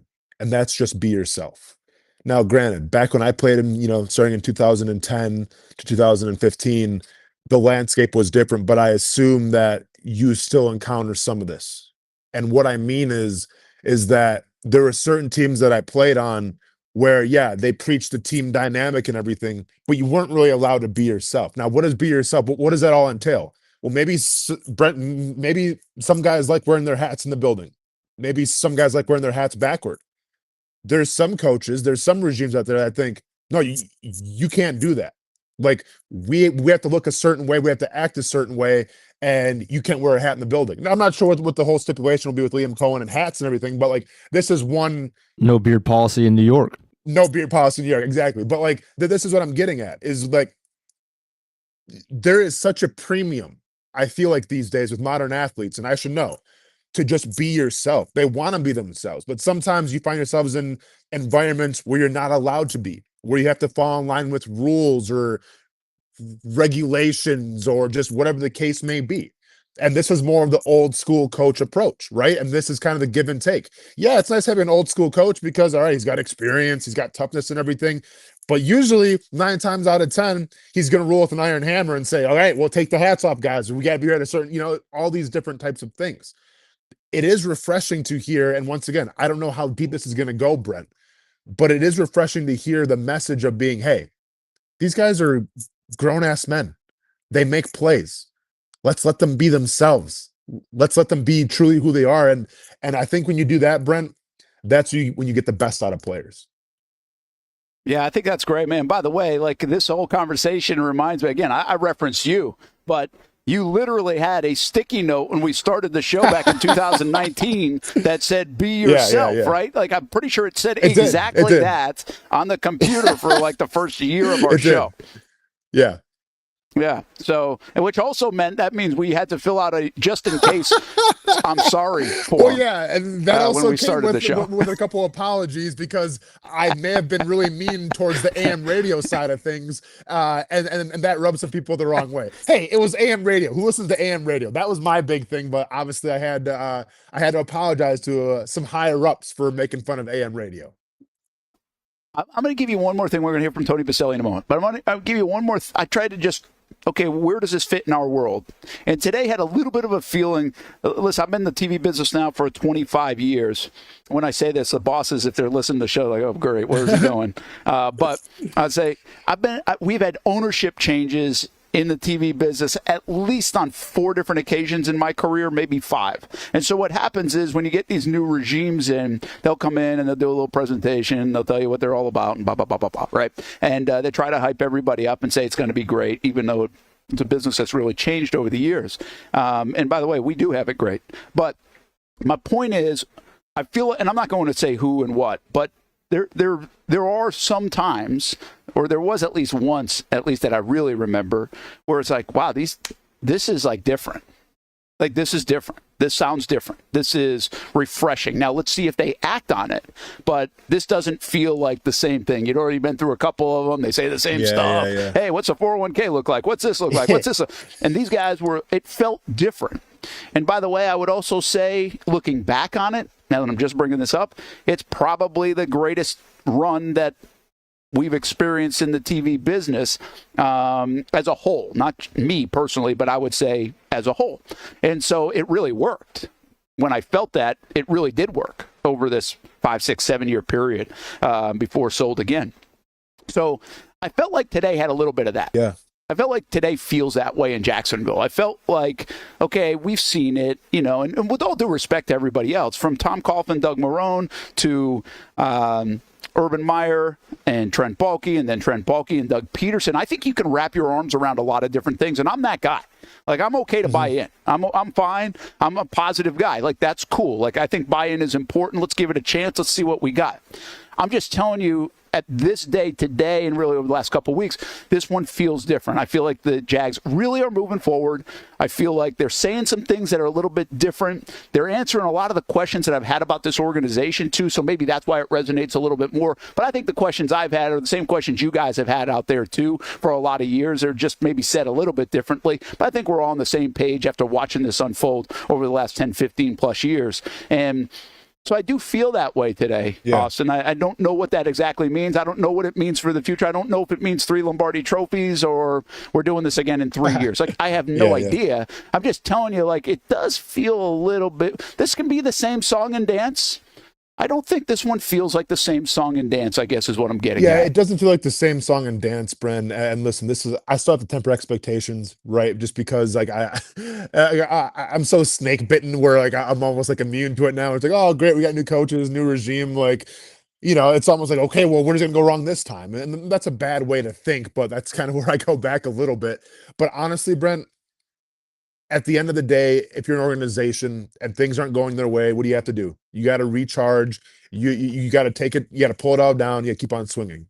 And this team right now is thinking outside the box. They went in a new direction, and they're swinging. And right now, that's all you can ask. Like, listen, I hope we're talking about Super Bowls for years and years to come. Hope we're talking about division titles for years and years to come. I have no idea how this is going to shake out. But all I do know is that I respect the organization for going in this direction, for going in a new direction and taking a swing. At this point, Brent, that's all you can ask for. Yeah, that's a good point. I like the way you just said that. Hey, let's get to some of this reaction before the end of the show. Also want to let you know, take a look at the top left corner of your screen. You can click on the Amelia QR code up there. Check out AmeliaConcord.com. We've got that coming up in the first week of March 6th through the 9th. Be a part of that. We've got the NHRA Gator Nationals coming up. Got a lot coming up on the verge of the Players' Championship as well as we head to the Combine. There's a lot happening there, but don't forget to check that out with the Amelia. And, of course, you've been seeing even the Bob Hayes Invitational. That's the week of the Players' Championship. So a bunch going on here in Jacksonville. But this is the headline story of the day. James Gladstone, introduced as the new general manager of the Jacksonville Jaguars, had a chance to catch up with the new executive vice president of the Jacksonville Jaguars. And he gave us this about the process and also about how life has changed for Tony Baselli in the last 4 weeks. This process goes kind of fast in a weird way. It seems like it's forever, but it's like you have, a 3-hour interview virtually or something, and then 4 hours. I mean, right? I mean, how do you get the job? I mean, it was virtual 3, in-person 4. We did 50 hours of interviews with the GM candidates, but that's just what we're interacting with them. I mean, you're making phone calls, you're calling references, you're talking to people you trust, getting insights, understanding where they came from, the process. So a lot that goes into it, and then it's condensed down at the end of the day. 5 finalists for a 4-hour interview, which you can dig pretty deep. You get a good understanding, and I thought the process was outstanding. I mean, the way that we did this was inclusive. We brought a lot of people in. Mark Lamping was helping us lead this process, myself, Liam, and we had department heads and people from the senior business team were involved too. So we really wanted to, number one, have everyone have a part of this, because we're one organization. That's how we're going to operate. That's how we're going to move forward. And then two, also for all the candidates to understand, hey, this is our team. This is who we'll be working with, and I thought it was a good opportunity for everyone to get to know each other and get a feel for the candidates. But then ultimately it was in person. That's where it was really decided, and James was the clear winner, you could say, and we're excited that he's our GM. How much on the forefront do you feel like he is, or now you guys are? Not just him, because Liam and offensively, and you've been around this league for a long time. It can be retread, recycle. This feels fresh. Do you think it's fresh? Yeah, I'm excited. I mean, I think this goes all the way back to what Shad said at the beginning of this process, if you remember. He said, hey, we want to be innovative. We want to be forward-thinking. We want to be attacking in the way we play football.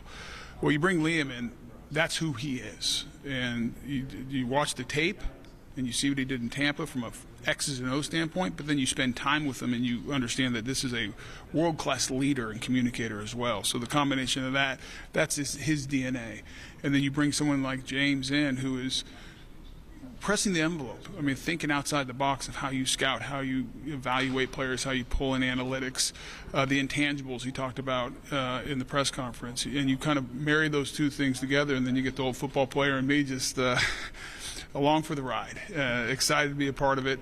But I think we have a good leadership team that's going to help lead this organization to where we all want it to be. Our fans, obviously Shad and Tony and Shauna and the Khan family. The expectation is to win, and that's what we're here to do. But ultimately, we got to start now. I think we've had a great phase one, getting to this where we are right now. Go to the combine, free agency. We got to win these areas as well. And so it's a process, and you just got to keep on stacking up wins, doing the right thing every day, make decisions that are best for the organization, and lead to winning. That's all that matters. We're going to get all the other distractions out of it. Let me ask you this last one. What about you, the last month? I mean, it's unbelievable, man. Like January 15th or something, this thing pivots, and all of a sudden you're in interviews, and you're now going to Indy, and you're like, how are you adapting to this role? Like, it's had to be a whirlwind. Yeah, I think it'd be safe to say when the clock turned to 2025, this wasn't on my bingo card. This was, but when the opportunity came, and Shad and I started talking about this role, and to be a part of the head coaching process, and then coming in as the EVP of football operations, it was a decision I obviously talked to my wife about, but this is a dream. And I have told people, like, hey, you're putting a lot of hours and whatever. I haven't felt like I've worked one day since I took the job, because I'm doing what I love. I'm doing it at a place I'm passionate about. And so I feel very blessed, and I'm very thankful that Shad gave me the opportunity, trusted me with this role. And I think what all our fans need to understand is that we have an owner that is committed to doing whatever it takes to bring a winning product here to Jacksonville. And it is now our job to go do it. We can talk about it. We can have all the nice, go on and have the nice press conferences and all that. Now it's time to get to work. And it's time to go do what it takes to put a winning product, win on Sundays, go get into the playoffs, and ultimately the goal here is to go win a Super Bowl. And that's what we're going to go try to do. Thanks, man. Thanks. Appreciate it. Thank you. All right. Also, we got like 3 minutes to go here. There's so much to digest. I really like Tony's clear and concise, too. He comes back to that winning, keeps coming back to that winning. And he also isn't here for the fluff, right? He gets it. He's like, he has a good pulse of, listen, press conferences are great, but we got to go do it. We've done the press conferences before. I like that. The other two things I notice about today. One, I'm not a headliner when asking a question for the first time in a newser in a long time. I appreciate that. And number two, no Trevor Lawrence mention. There wasn't one Trevor Lawrence mention. If you had the over-under today, that's crazy, I hope you bet the under. Yeah. That's a good call, too, as well. I mean, obviously, the franchise quarterback, you feel like he's getting mentioned all the time. I didn't even notice that in the sound bites at all, bro. That's a good call. Did I miss one, Hamby? Did you hear it, Trevor? Oh, you I were didn't. in the middle of I the didn't. show. You probably I haven't seen one so far. The other question I have is, did Tony Khan, was he asked a question about anything, about his involvement in anything, or He if was. his roles expand? Okay. Yeah, he was. There was a lot of, in fact, I'm looking at James Gladstone right now in the lunch area, and he mentioned how Tony's been on the forefront of a lot of that analytics. And also Tony talked about how that will continue, and they have been, and the game's really changed over the last dozen years or so as well. And speaking of that brain power, I wanted to get this from Shad, guys, real quick. Do we have that, Hamby, putting you on the spot? Yep, I think go just ahead. a quick soundbite from Shad. Let's just, this is a long answer, and I actually think if you go back and listen to the whole answer, there's a lot there. But here's Shad talking about the inexperience is what he was asked about with a lot of these guys up on that stage. Organization right now, a first-time head coach, first-time GM, combined with Tony being whatever you want to call him, a supporter, buffer, whatever. How do you feel about that combination being a precursor for consistent success that you've been looking for ever since you owned the team? I look at it really positively. I think we have great people and a great team of people, even though they might be in the position for the first time. I think collectively they're going to have great success. And, and I think one of the things, I think we're all aware that, they're new, but huge amount of, the potential to really grow into it. So, I mean, you're referring to the Peter Principle, right?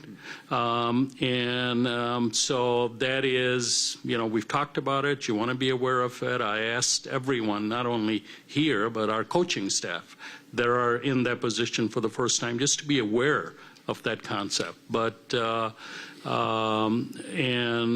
it up on the phone. But but I couldn't be more excited, frankly. I think the brain power, the bandwidth, the different experience, and really complementary. I mean, this is a team of football people, executives who are going to have success. No one is a perfect human being.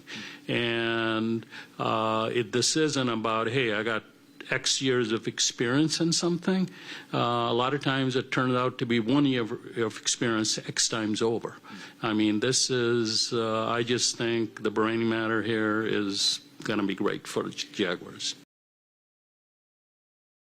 That's Shad Khan. And by the way, hey, Hamby, don't worry. We're good. We'll roll over a couple minutes on social media. We're off the stream, by the way, on actionsportshacks.com. If you watch us, Action News Shacks now or on the app, obviously, you're not hearing this anymore because we're off at 1 o'clock, but we can stay on a little bit longer on social. So we'll just stay on another minute. I didn't realize that was that long. My bad. But actually, it was great because that's what I really wanted out there. I just found it interesting, Austen, for two things about that with Shad Khan. It was a cool explanation on a lot of levels. It also is different than when he said in 2017 that, hey, we think Dave Caldwell's done a lot of things, but he's still in his formative years. I bring that up a lot because he did say that to pivot over to Tom Coughlin and that regime and a little bit, and obviously over his next few hires, a lot of experience. So he's going back the other way now, but actually supports that with the whole Peter Principle thing and obviously the youth movement, but the brain power, the brain matter, the brain, like that's what he referenced a couple of times, which is interesting to me because I even said something to Tony off camera and I was like, man, this guy sounds smart. He's like, you haven't seen any of it. You wouldn't believe it. Like, I mean, that was kind of what he said. That was what he said. So like his face said more than the words. So there is something to it. Our takeaway of how bright these guys are. Again, does that equate to winning?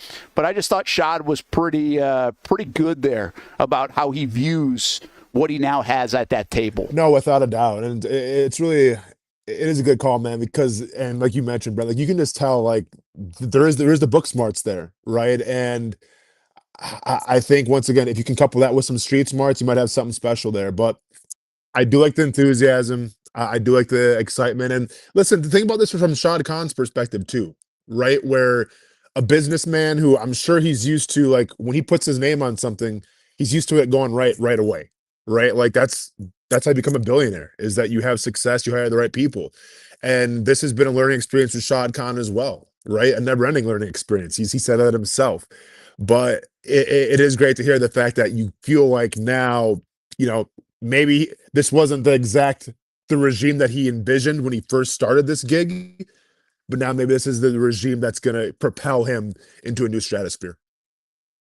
Yeah, I started about a half hour into the show today. You always go back and listen on the podcast, by the way, and it'll be a little bit longer since we're going overtime a little bit today. But you can listen to the podcast wherever you find the podcast. And I said earlier on the show, with the cranes and the stadium being renovated and all that, and this kind of newness and freshness, it does feel like Shad, when he bought the team more than a dozen years ago, and that vision is kind of now taking shape in this forward cutting edge kind of way, at least on paper, or really not on paper, in real life in some of these ways that I'm looking at cranes and other things going on. So I feels like he must feel like he's kind of here, like, well, okay, this is what it took a while, but we're here. Now we find out if Sundays are where he wants them to be, and we have to wait until the fall to figure that part out. All right, wild day. We knew it was going to be a wild day. It's just getting going, to be honest with you. CBS 47, Fox 30, I'll have full coverage, and we'll have full coverage with Action Sports Jacks and Action News Jacks all night long. We'll be on our way to Indianapolis as well, and then tomorrow from Indianapolis, we're scheduled to have Liam Cohen join the show and James Gladstone after they hit the podium at 11:30. So there will be a lot of fun stuff here still to dissect over the next couple of days. Austin getting ready for that big fight out there, so get a good get some rest and relaxation. Good training day in as well. Nice job, Hamby, and everybody else for making this all happen today. A lot of hoops to jump through, but a cool day as James Gladstone introduced as the general manager of the Jacksonville Jaguars. And one more thing, you can find a quick one-on-one with Tony Baselli and James Gladstone. If you just missed that over the last half hour, it's out there on social media. Make sure you follow Action Sports Jacks and Austin and myself and Hamby and the rest of the Action Sports Jacks team on social media. All right. Have a good rest of your Monday. Fun day here in town. More coverage still to come on the Action Sports Jacks 24/7 network. When it's time to get a new car for anyone in your family, just remember, nobody but Nimnick, the #1 Buick GMC dealer in Jacksonville. Get the latest price breaks on 2023 and 2024 models or the newest 2025 vehicles in the showroom on Phillips Highway, or shop online at nimnickbuickgmc.com 24 hours a day. GMC Sierras, Yukons, and the redesigned Acadias, or get the all-new redesigned line with Buicks. It's nobody but Nimnick, and part of the reason why is this is a first-class buying experience here at Nimnick Buick GMC. You're not just a customer, you're a friend. This is about getting a vehicle that best fits you and getting you on the road, and also helping you and your family down the road.